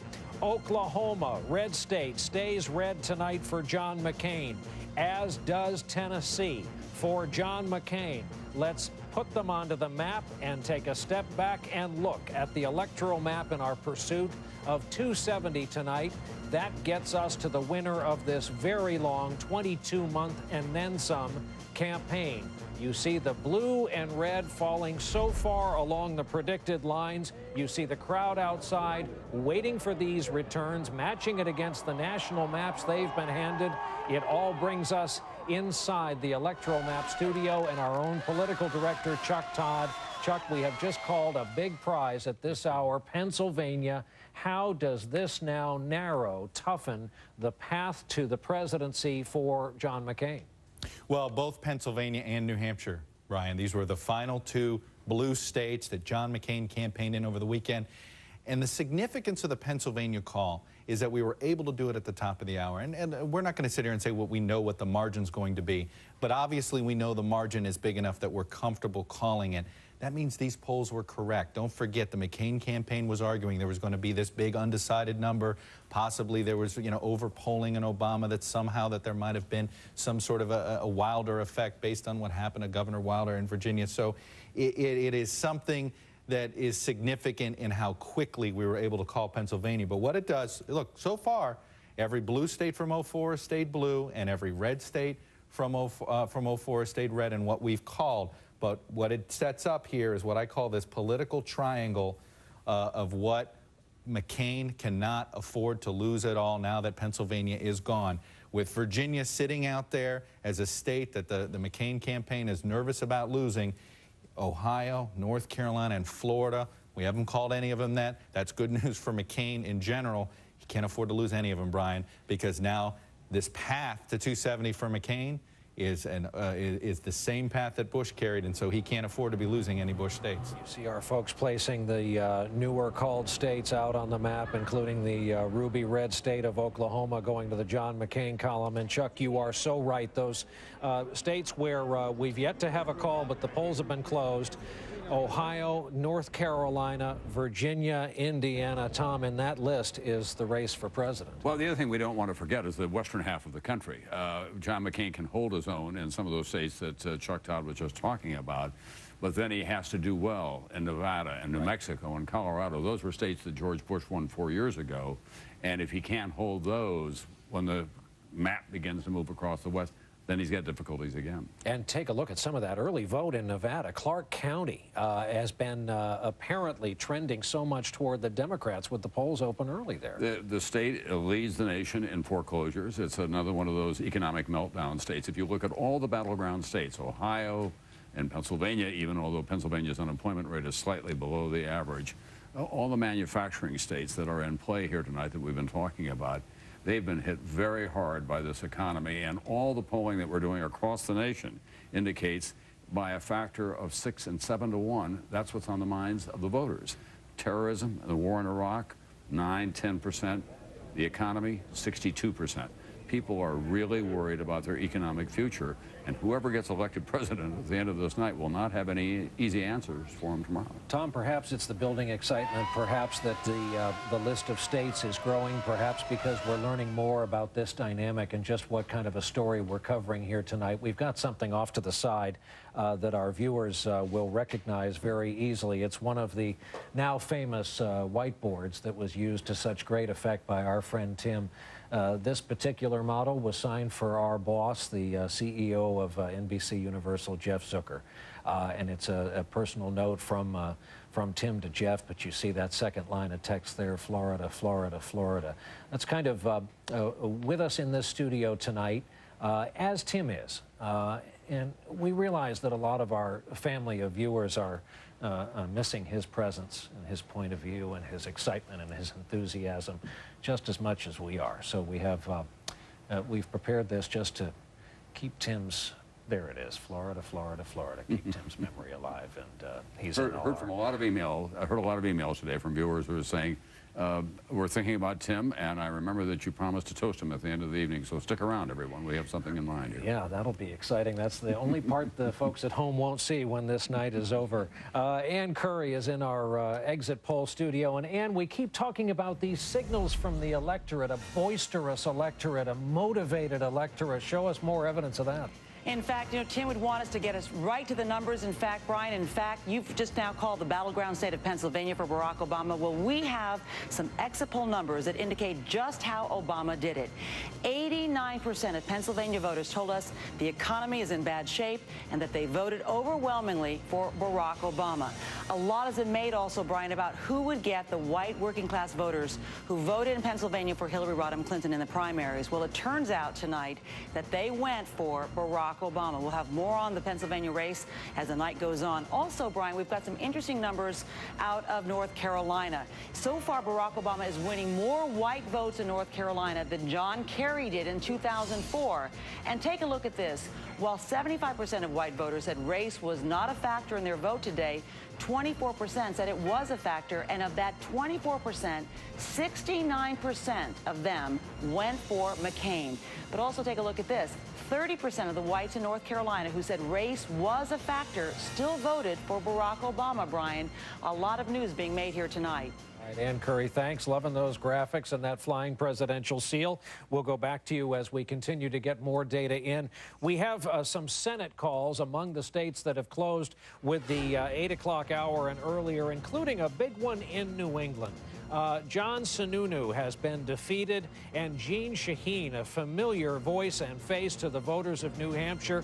If she was criticized, it was because she ran, if anything, a boring, steady, cautious campaign. She will be the new senator for that seat in New Hampshire. No surprise here, though he is hoping at the end of the night to vacate his Senate seat. Joe Biden is from Delaware. Dick Durbin from the state of Illinois, which they are hoping will become the new center of political power in the nation's midsection tonight. Susan Collins, popular Republican senator, will be going back to the U.S. Senate representing Maine. John Kerry, not a vigorous contest there in the Commonwealth of Massachusetts. Frank Lautenberg, the GOP really wanted to mount more of a challenge than they were able to muster in the end. Lamar Alexander's returning from Tennessee, former education secretary in the Clinton administration, as we pan to the right and look at what we're calling the new Senate. Democrats a net gain, that center number, Democrats +2 at this hour, 44-29. You see the gray independent, two of them important because they normally caucus with the Democrats. Andrea Mitchell following it all. What's your lead story this half hour? Well, Jeanne Shaheen. She's the former governor, and this is a rematch. She lost to John Sununu 6 years ago. Not happy about it. And this is her return. John Sununu, very popular, moderate Republican, son of the former chief of staff, well-liked in Washington, but just couldn't go up against the headwinds in New Hampshire, which were so tough for a Republican this year. And also Mark Warner, also the other new member of the Senate, the former governor, very, very popular in Virginia, that thought about running for president, in fact. And so much of this, Andrea, broke late.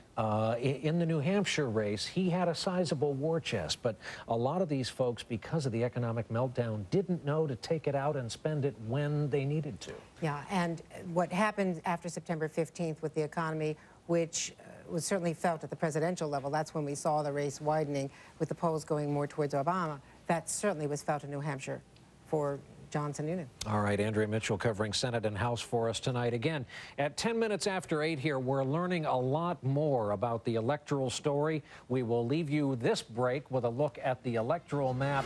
The search tonight is to 270. It stands at 103-34, with Obama in the lead of the states.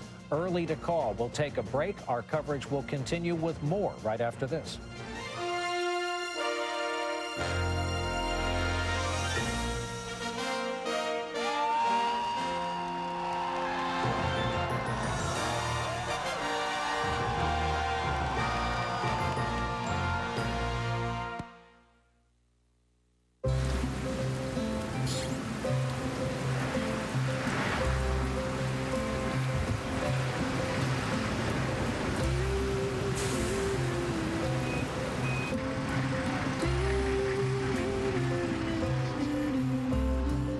Every day, millions of people choose to do the right thing. There's an insurance company that does that too. Responsibility. What's your policy? Liberty Mutual Insurance. It's Seen It Seinfeld. It's time to prove that you know something when it comes to the show about nothing. With clips, puzzlers, and trivia that bring all your favorite Seinfeld moments into your home. Lobster bisque. No, and no points for you. It's Seen It Seinfeld. Have you seen it? A great moment, but Frank wasn't in the picture. He was in the men's room going again. Another moment, but Bob really needed to go. These male urinary symptoms could be due to BPH, also called an enlarged prostate. But for many guys, prescription Flomax reduces their urinary symptoms due to BPH in 1 week. Only your doctor can tell if you have BPH, not a more serious condition like prostate cancer. Avoid driving or hazardous tests for 12 hours after your first dose or increase in dose, as a sudden drop in blood pressure may occur, rarely resulting in fainting. If considering cataract surgery, tell your eye surgeon you've taken Flomax. Common side effects are runny nose, dizziness, and decrease in semen. Get the picture? Ask your doctor if Flomax is right for you. For many men, Flomax can make a difference in 1 week. NYPD. They're here to protect. We just need your help to solve a crime. To serve. This violence has shocked our city. The one show you can count on for justice. We gotta set this right. New Law and Order, tomorrow 10/9 Central, following the Wednesday premiere of Life on NBC. What can I do? Would you say, please welcome Liz Lemon? No. Oprah comes to 30 Rock Thursday after The Office on NBC. Quarter after the hour of 8 o'clock, you see the crowd gathering outside this building. We have a whole lot of states where the voting is over, and we would love to get some numbers because they're battlegrounds and we're interested. Among them, Florida, Missouri, Ohio, North Carolina, Virginia, Indiana. While we wait, some members of our family who are watching along with us, men from the business who know a lot and can share that with us. Former Democratic Congressman Harold Ford Jr., the state of Tennessee, and Mike Murphy, formerly of the McCain campaign. And Congressman, I'll start with you. What do you think the story is going to be for your beloved Democratic Party tonight? Big gains in the House. Surprisingly big gains in the Senate. I think there may be 1 or 2 of these seats in the South that will be picked off, which I think will serve not only the party well, but will make a big statement about the country. And I think Tom had it right at the outset of the show. The economy, the economy, the economy. The driving force, the dominant issue on people's minds across the industrial part of the country, across the South, and obviously across the Northeast. It's still early. Their voters left to vote. You certainly wanted to discourage that. But if you're a Democrat tonight, and I am one, you have to be encouraged, and Senator Obama has led that effort on behalf of the party. And Mike, about your beloved Republican Party, you've seen the exits tonight. We've got some races where, because of the economic meltdown, perfectly good incumbents, quite frankly, could not run fast enough away from this president, couldn't spend their way out of what was apparently coming, and they are apparently going to get hit by a locomotive tonight. Yeah, there's a big, nasty, generic Democrat vote out there that's wiping out a lot of stuff with an R after its name, regardless of the merits. It's a classic kind of generic, you know, Democratic year. Economy's a lot of that. We'll see how the presidential goes. It's way too early to tell, but some of the early counties, Republican counties, are frankly underperforming for McCain, or Obama's overperforming in Indiana and some places like that. So far, the early numbers are pretty tough for my side. And Mike, you study this so closely. Is there any kind of bellwether moment for you where you will know or suspect that this is more of a pendulum movement we are seeing, those elections that come along once in a while? Well, this could be very big. Whether it'll stick or not, or it's temporary, I don't know. The moments for me, I've done a lot of work in northern Indiana way back in my career. I'm looking at places like Steuben County that came in very fast, and where Senator McCain is running way under the normal number. I'm looking at Florida, Polk County, Pinellas, Pasco, places like that on the west side. I'm going to know a lot more in an hour, but early stuff is not super encouraging. And Harold, real quick, same question to you. John, we're encouraged. I mean, John McCain has got to run a straight. Chuck Todd's numbers at the outset of the show, where he demonstrated how McCain would have to run up and down that northeast seaboard.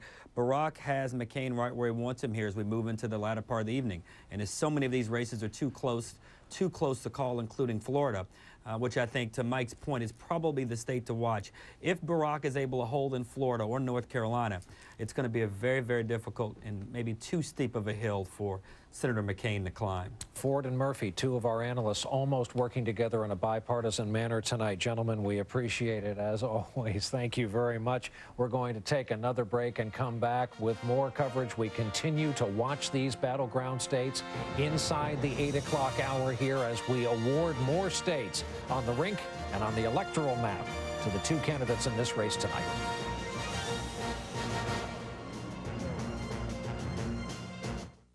One of the biggest challenges for geoscientists is trying to find the oil and gas that's hidden below the surface of the Earth. Lately, our researchers have developed a new technology called R3M. You can't see it and you can't feel it, but the Earth has electromagnetic waves. And if you build the right kinds of listening devices, you can make sense of those waves.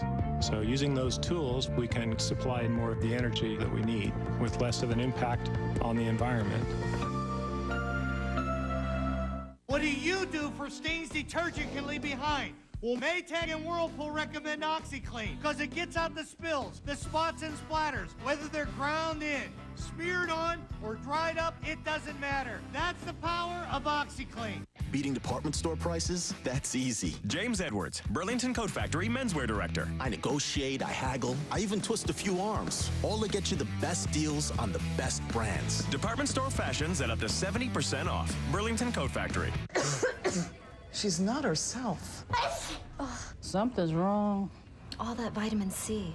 She loves her C. But she needs medicine. So we decided to surprise her. Vicks DayQuil plus vitamin C. She's a C freak. You guys. New Vicks DayQuil plus vitamin C. All the relief of DayQuil plus 150% of the recommended value of vitamin C. Also try NyQuil plus vitamin C. Vicks, you're taken care of. As our nation undergoes a historic transformation, next Tuesday with over 650 pounds lost, Biggest Loser Families continues transforming lives. I just want to take everything I've learned and be a better father and husband. All new Biggest Loser Families returns next Tuesday, 8/7 Central on NBC. Thursday, it's an all-new ER. And in 2 weeks, the return of Anthony Edwards. New ER, Thursday at 10/9 Central on NBC. Some of the people out on the plaza tonight among the thousands watching the returns along with us just after 8:18 p.m. We're waiting on some big states where the polls have closed. Florida, Missouri, Ohio, North Carolina, Virginia, Indiana, the battlegrounds that will draw the map to the presidency and help us figure out just what kind of story we are covering here tonight. The big one called within the last few minutes was the state of Pennsylvania, the Keystone State in the Obama column. NBC's Mike Taibbi in the hard-fought city of Philadelphia, where those suburbs around the city have really created such a powerful penumbra around that city for politicians. Mike, good evening. Good evening, Brian. How are you? I'm in a place called Finnegan's Wake, which will be anything but a wake in a very short time, given the announcement that we have just made about Obama having won Pennsylvania. In this city, Governor Ed Rendell, who will be here in a short time, said just a short time ago that he expected that Obama would come out with a margin of more than 600,000 votes. Remember, John Kerry, when he won Pennsylvania in 2004, won by a margin of about 412,000 votes in this city. In addition, an Obama campaign spokesman told me that they overperformed in other places, the center of the state, Montgomery County, and in the west and the east as well, all those Reagan Democrats, adding up to a big number and a winning number for Barack Obama. Brian? All right, Mike, I don't know whether it's good or bad news that I know exactly where Finnegan's Wake is, having lived in Philadelphia. Yes, you do. All right, Mike Taibbi, thanks. Down to Birmingham, Alabama we go. Tamron Hall is there, and they, too, are watching this story, as they are throughout the American South, so closely tonight. Tamron, good evening to you.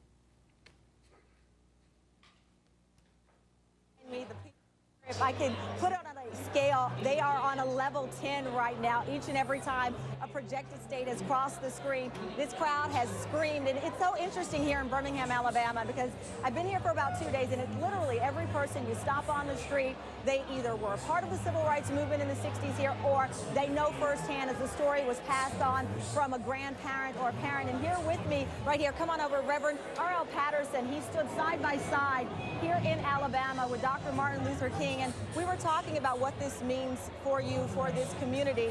Did you ever think we'd get to this point? Oh, yes. I'm excited. Great.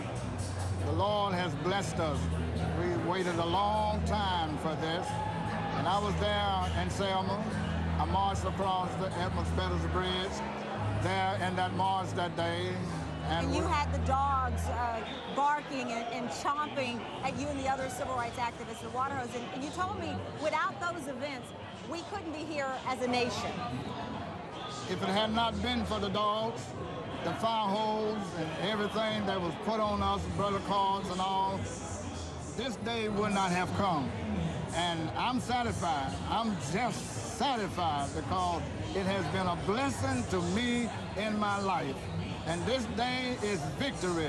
Dr. Martin Luther King had a dream, but the dream has come alive. All right, Reverend, thank you so much. I appreciate you talking to me. And again, Brian, a lot of excitement. People are very cautious. They're not too enthusiastic, but they're being patient. So we're going to keep an eye on it here. Tamron, that's right. On a night when not all the vote has been counted and when folks indeed are still voting, it's one of the storylines we're following. More states coming up when our coverage continues at the bottom of the hour.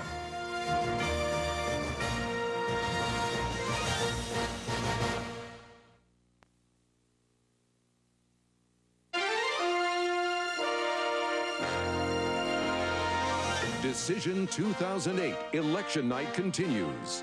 Here is Pete Williams. Good evening. The polls are about to close in Arkansas, and that will bring to 25, half the states where no new voters are allowed to get in line. That's 26 if you count the District of Columbia. We know the voting has been very heavy today, and that has been especially true in Virginia, one of the key states we'll be watching tonight, one where the polls showed Barack Obama might be able to turn a nominally red state blue.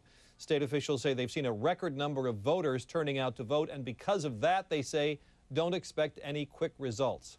It's still early, and here is where it stands at this hour, with NBC News projecting Barack Obama winning several states with 103 electoral votes on his way to the 270 needed to win, and John McCain with 34.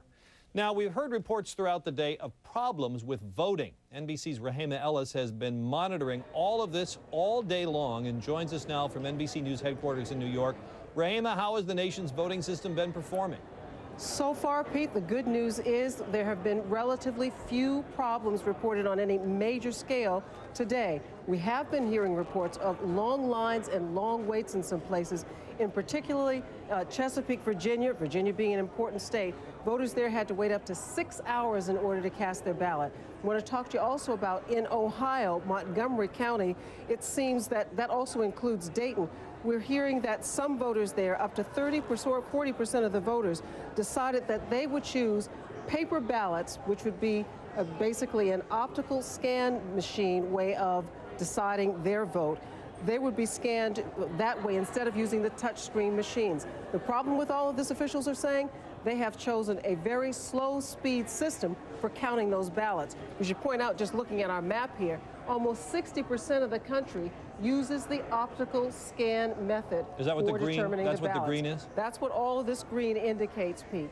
Now, we want to tell you one other thing that's going on, and that is in the Philadelphia area, there will probably be hundreds, if not thousands, of provisional ballots that may not be counted until Friday.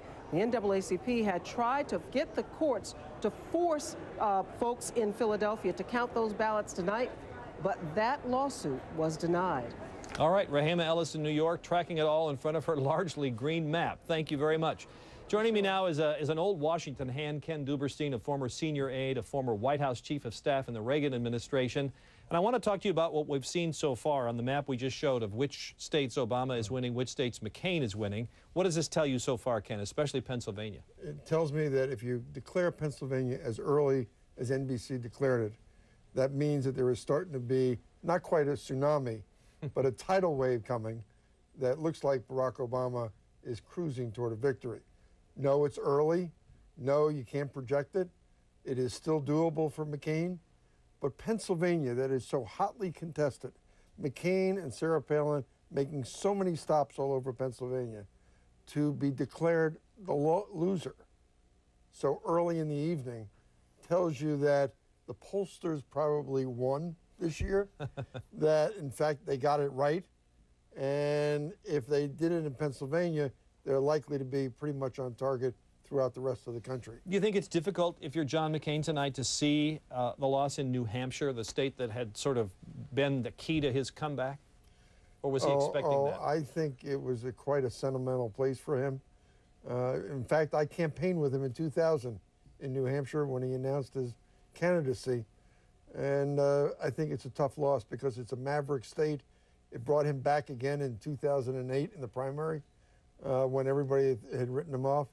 And to see him losing so decisively in New Hampshire has got to hurt a little bit. Speaking of New Hampshire, in the Senate race there, NBC News projects that the former governor, Jeanne Shaheen, will defeat John Sununu, the incumbent senator. That's another pickup for the Democrats, bringing to 2 so far the number of seats they've picked up if you count Virginia, the old John Warner seat.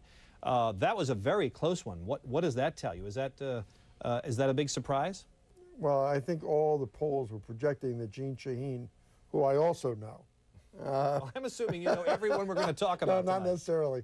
But Jeanne pulled it out. You know, John Sununu beat her 6 years ago for the same seat. This was a rematch, right. And remember, John's father, John Sununu Sr., was also the former governor. But what it tells you is that the Republicans are probably in for a pretty rocky night in the Senate if, in fact, they've lost Virginia and now New Hampshire, where there was some hope that John Sununu could hold on. All right, Ken Duberstein, thank you. We'll be hearing from Ken a little later tonight as well.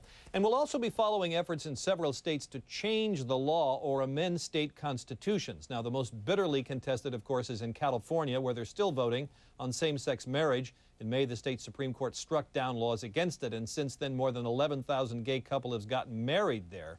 And the voters are asked whether to amend the Constitution to ban it. In Colorado, voters will decide whether to approve a measure declaring that human life begins at the moment of fertilization. If this passes, it would make Colorado the first state to officially declare when life begins, and it could be used, supporters say, perhaps to bring a case to the U.S. Supreme Court to reconsider Roe v. Wade. That is also on the minds of supporters of an effort in South Dakota to impose what they hope will be the strictest limits on abortion in the nation, a virtual ban with very narrow exceptions for rape, incest, and danger to the life and health of the mother. And the supporters also hope that will get to the Constitution. Now, one that we have been following tonight is an initiative in Massachusetts where officials there had hoped to, or rather voters had hoped to reduce first and then do away by 2010 the state's personal income tax. NBC News now projects that that will be defeated. That is the first of the ballot propositions that we've heard about so far. We talked about the Senate, the pickup of 2 senators, and we've also seen a pickup by the Democrats of 1 seat of the 11 seats. There are 11 seats up of state governors. The Attorney General in Missouri, Jeremiah J. Nixon, has beat Kenny Hulshoff to take over the seat from a retiring Republican, so that's a pickup for the Democrats as well. And we'll be following the Senate and governor races tonight and these ballot propositions along with the House. We haven't seen much action in terms of calling the House races, but we'll keep you posted on that as we come throughout the night with the help of Jim Thurber from American University and Ken Duberstein. NBC News coverage of Decision 2008, the general election. Election night continues now from New York with Brian Williams. I'm Pete Williams in Washington. We'll see you back here shortly.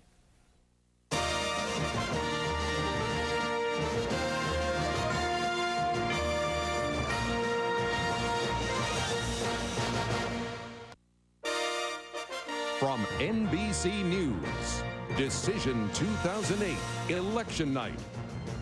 8:30 in the East, we have more calls, more states to tell you about. We'll go to the center of the country first.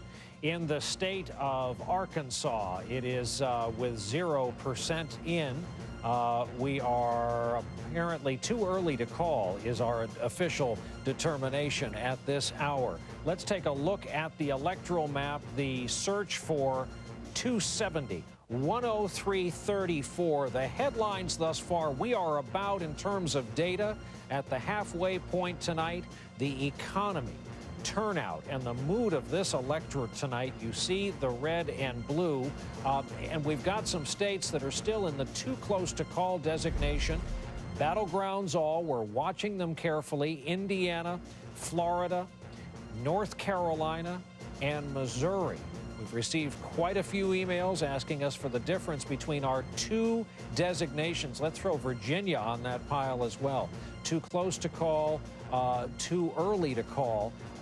They are, in a way, self-explanatory. Too early to call, just not enough raw data in. We can't base a call on that little, and too close. The data is, there's simply not gap enough to declare one candidate in the lead. Chuck Todd, our political director, looking at the electoral map. Chuck, let's talk about the various paths now as the evening narrows, as the choices narrow.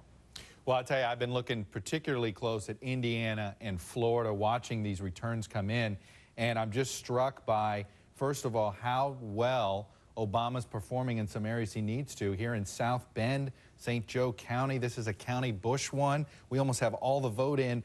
Obama's not just winning the county, he's winning it big. 58-41, he's going to get some 20,000 extra votes out of here. So the way into this is how Indiana's become too close to call. He's taking some Bush counties and turning them potentially into Obama counties. And by the way, about Indiana, and folks that remember it from the primaries, we don't have any results yet out of Lake County. That's Gary, Indiana. That's going to be a big Obama county when it comes. The other one I'm watching is Florida, because you're seeing these numbers come in. A big county difference here is Pinellas. This is the Tampa Bay area. This is where elections are won. We've got a lot of data in. This is another county. Bush carried it by 1 point in 04. Obama, with 90% in, carrying it by 8 points. This is a big swing here.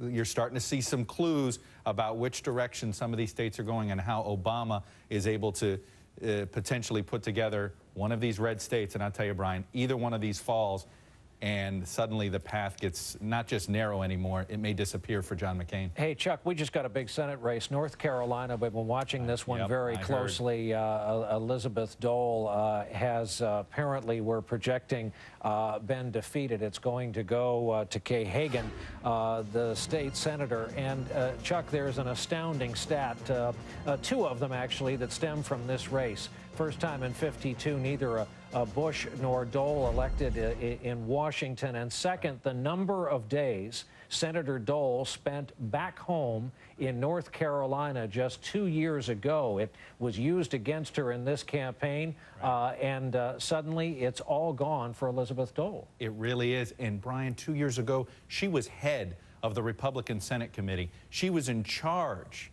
of the Republican Senate campaigns that lost control of the Senate in 06. So this is sort of a double stomach punch to her. 2 elections in a row in 06. Iraq took her down and took all of her candidates down, those 6 Senate seats that gave Democrats this very narrow control. And then now she's a victim herself, 1 term. You know, the other fascinating thing about North Carolina, Democrats haven't won a Senate seat in a presidential year. Normally, a presidential year, this is great for Republicans. This is when they win their Senate seats in North Carolina. They haven't done this since the 60s. So this is showing you this sea change. And I'm struck by another thing that I've been hearing in the exit polls, and that is how Obama and Democrats in general are performing with white voters, particularly white college-educated voters. This is a group of voters that Bush dominated in 2004. Obama's winning them. This is how he's moving some of these states, and this is also how an Elizabeth Dole loses in a presidential year in the state of North Carolina. Hey, Chuck, absolutely stunning. This will be fun. We have some Senate race calls, and we have no heads up on these. They're coming right out of the computer without prep, so we'll all learn these at the same time. Jeff Sessions turns away the state senator who the Democrats thought could give him a run, but in the end, power and organization will win. Popular conservative in the state of Oklahoma, Inhofe, will return to the U.S. Senate. Mark Pryor, unopposed in the state of Arkansas, had the family name, had the money, and as it turns out, had no opponent whatsoever. There's the Senate. Dems net +3, 46-31. Remember the 2 gray seats representing the 2 independents, and the gold seats in the center of the screen are the seats in play tonight. There had been this mythic figure of 60 seats for the Democrats, said to be filibuster-proof, but as Andrea Mitchell's been pointing out all night, it can be a moving target. Georgia, we now have another call. Keep them coming in my ear, Bob. What was that you're going to add? Georgia for John McCain has been awarded on the electoral map. Red stays red. Again, the Democrats had wanted to mount a gain, obviously, in some of these seats. Alabama in the South, red stays red for John McCain. We pan back over to the left, the electoral map in the South. Tom Brokaw, what do you make of it at 8:36 p.m.? Well, the Democrats had hoped that they may be able to pick up Georgia. We still have that Senate race that we're going to watch down there. There was a very heavy voter registration and a very heavy black voter turnout in Georgia, as you know. But what has been striking to me as I look at the exit polls as well is what a drag on the McCain ticket George W. Bush has been. Right there with the economy, people are saying they disapprove of almost everything that he has done in the last 4 years. There's a sense of betrayal, I suppose, that he's not delivered on his promise on the war, on fiscal responsibility in the Republican Party, the meltdown in the economy, and then going back, something you're very familiar with, the whole issue of competence. Republicans came in and said, we can manage things better, and then you had Katrina hanging out there. John McCain tried to separate himself, especially in the last couple of weeks of this campaign, by saying, I'm not George Bush. If you wanted to run against George Bush, you should have run in 2004. But he has been a big drag on this Republican ticket.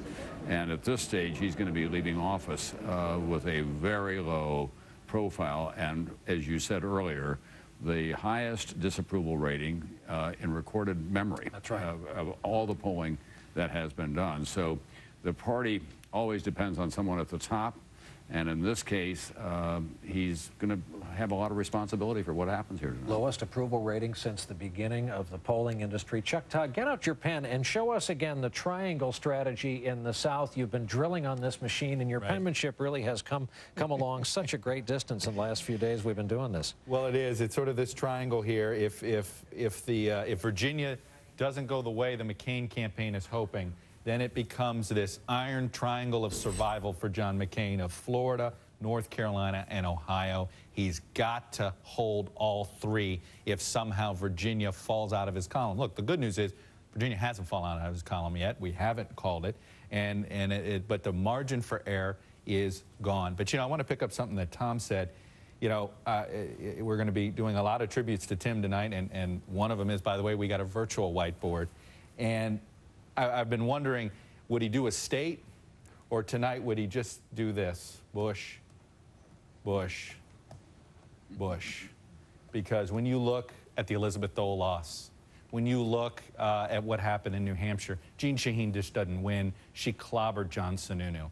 This is a Republican brand that is just in bad shape. And it was no longer one state. It was one person, one guy who just has taken the party down tonight. All right, Chuck Todd, after this break, we're going to talk among our guests to David Axelrod, who, depending on tonight's storyline, may be hailed as one of the geniuses of a winning campaign. And I'll put that question to him. Something tells me his answer is going to have more to do, in his view, with the strength of, say, the Democratic candidate than the weakness of the Republican president. But that's the great thing about interviews. We get to hear from him when our coverage continues from New York right after this.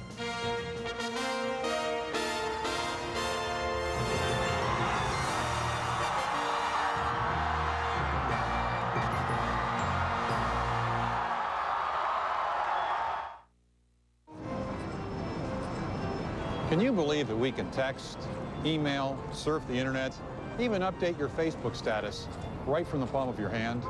At Sprint, we want everyone to experience all of the incredible things a 3G phone can do on a big 3G network. The wireless revolution continues. Come join us. Introducing the Samsung Rant. For $49.99, it's the fully loaded 3G phone for everyone. Only from Sprint, only on the Now Network.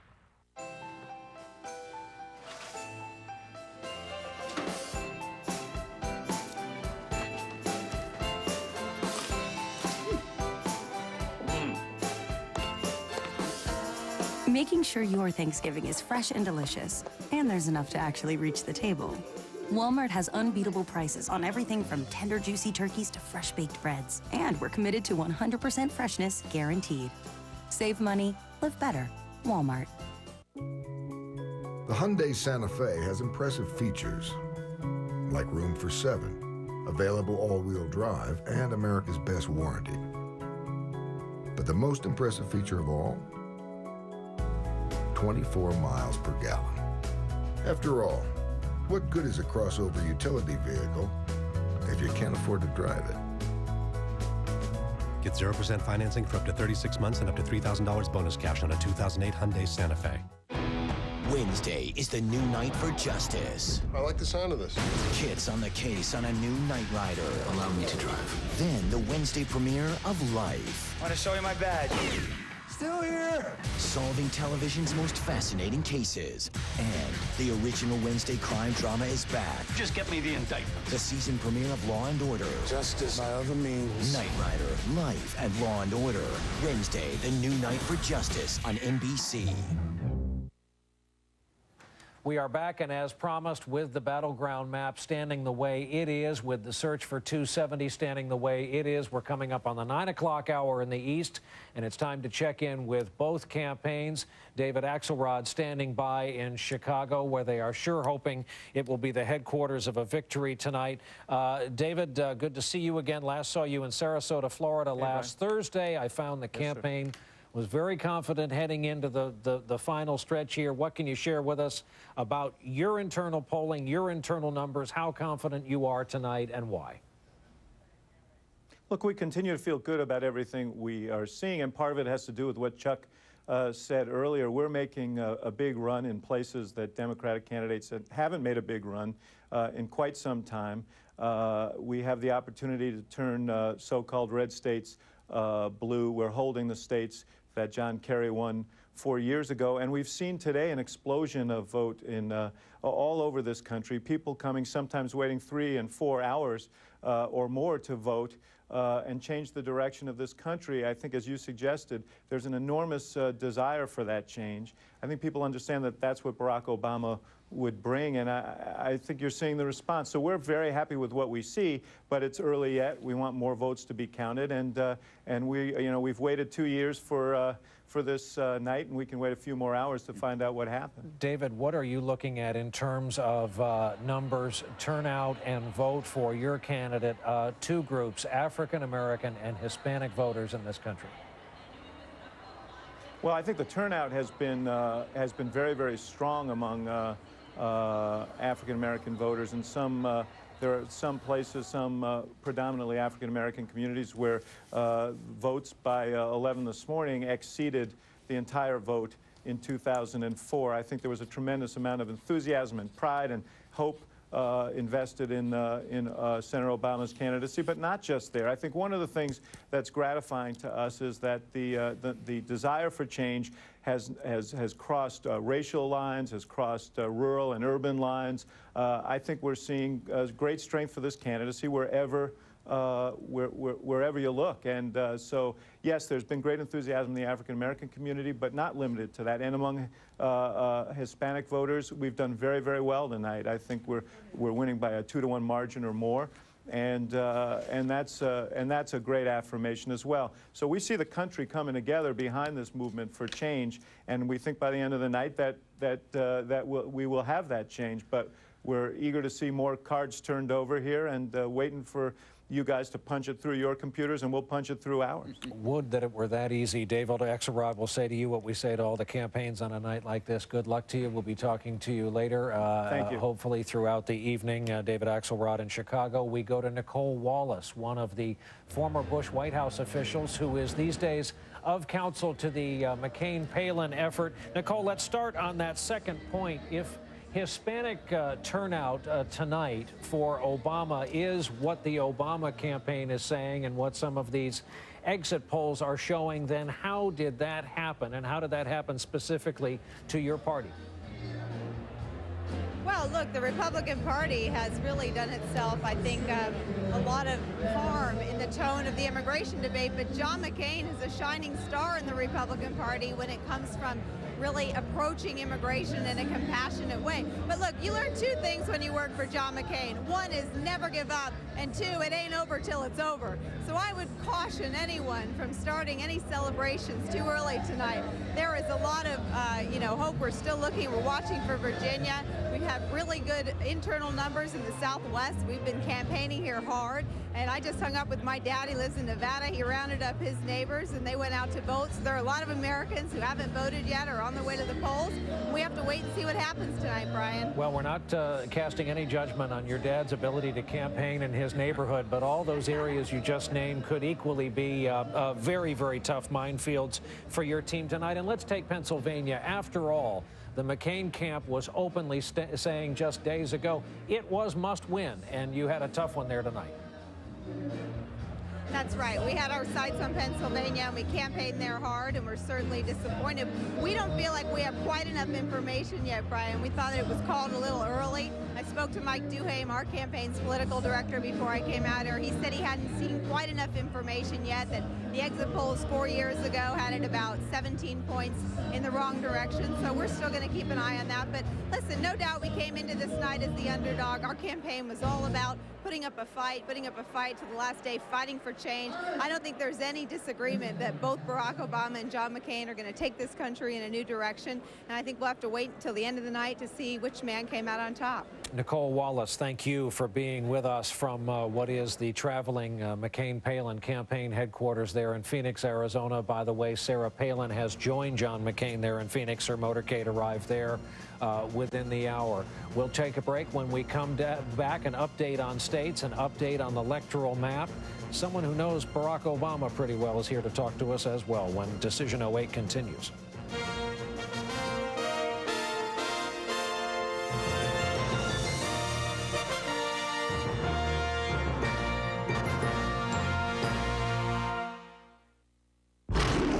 In serving my country, I have betrayed my conscience. We have to show the world not all of us were like him. Any problem on Earth can be solved with high explosives. We have to kill Hitler. Operation Valkyrie is in effect. This is a military operation. Nothing ever goes according to plan. Hitler's Germany has seen its last sunrise. Valkyrie, rated PG-13. The conspiracy begins this December. Do you know what causes most colds? The rhinovirus. And it's just waiting to run you down. Used to be, the only way to deal with your cold was to cover up the symptoms, but the cold was still there. Zicam is different. Taken at the first sign, Zicam is clinically proven to shorten a cold. So don't let a cold run you down. Get over it faster. with Zicam. And also from Zicam Cold Remedy, try our newest great-tasting Rapid Melt tablets.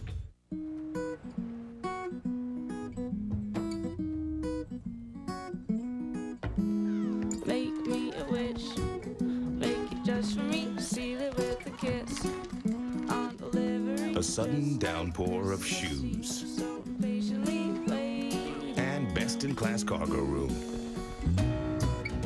The all-new Chevy Traverse.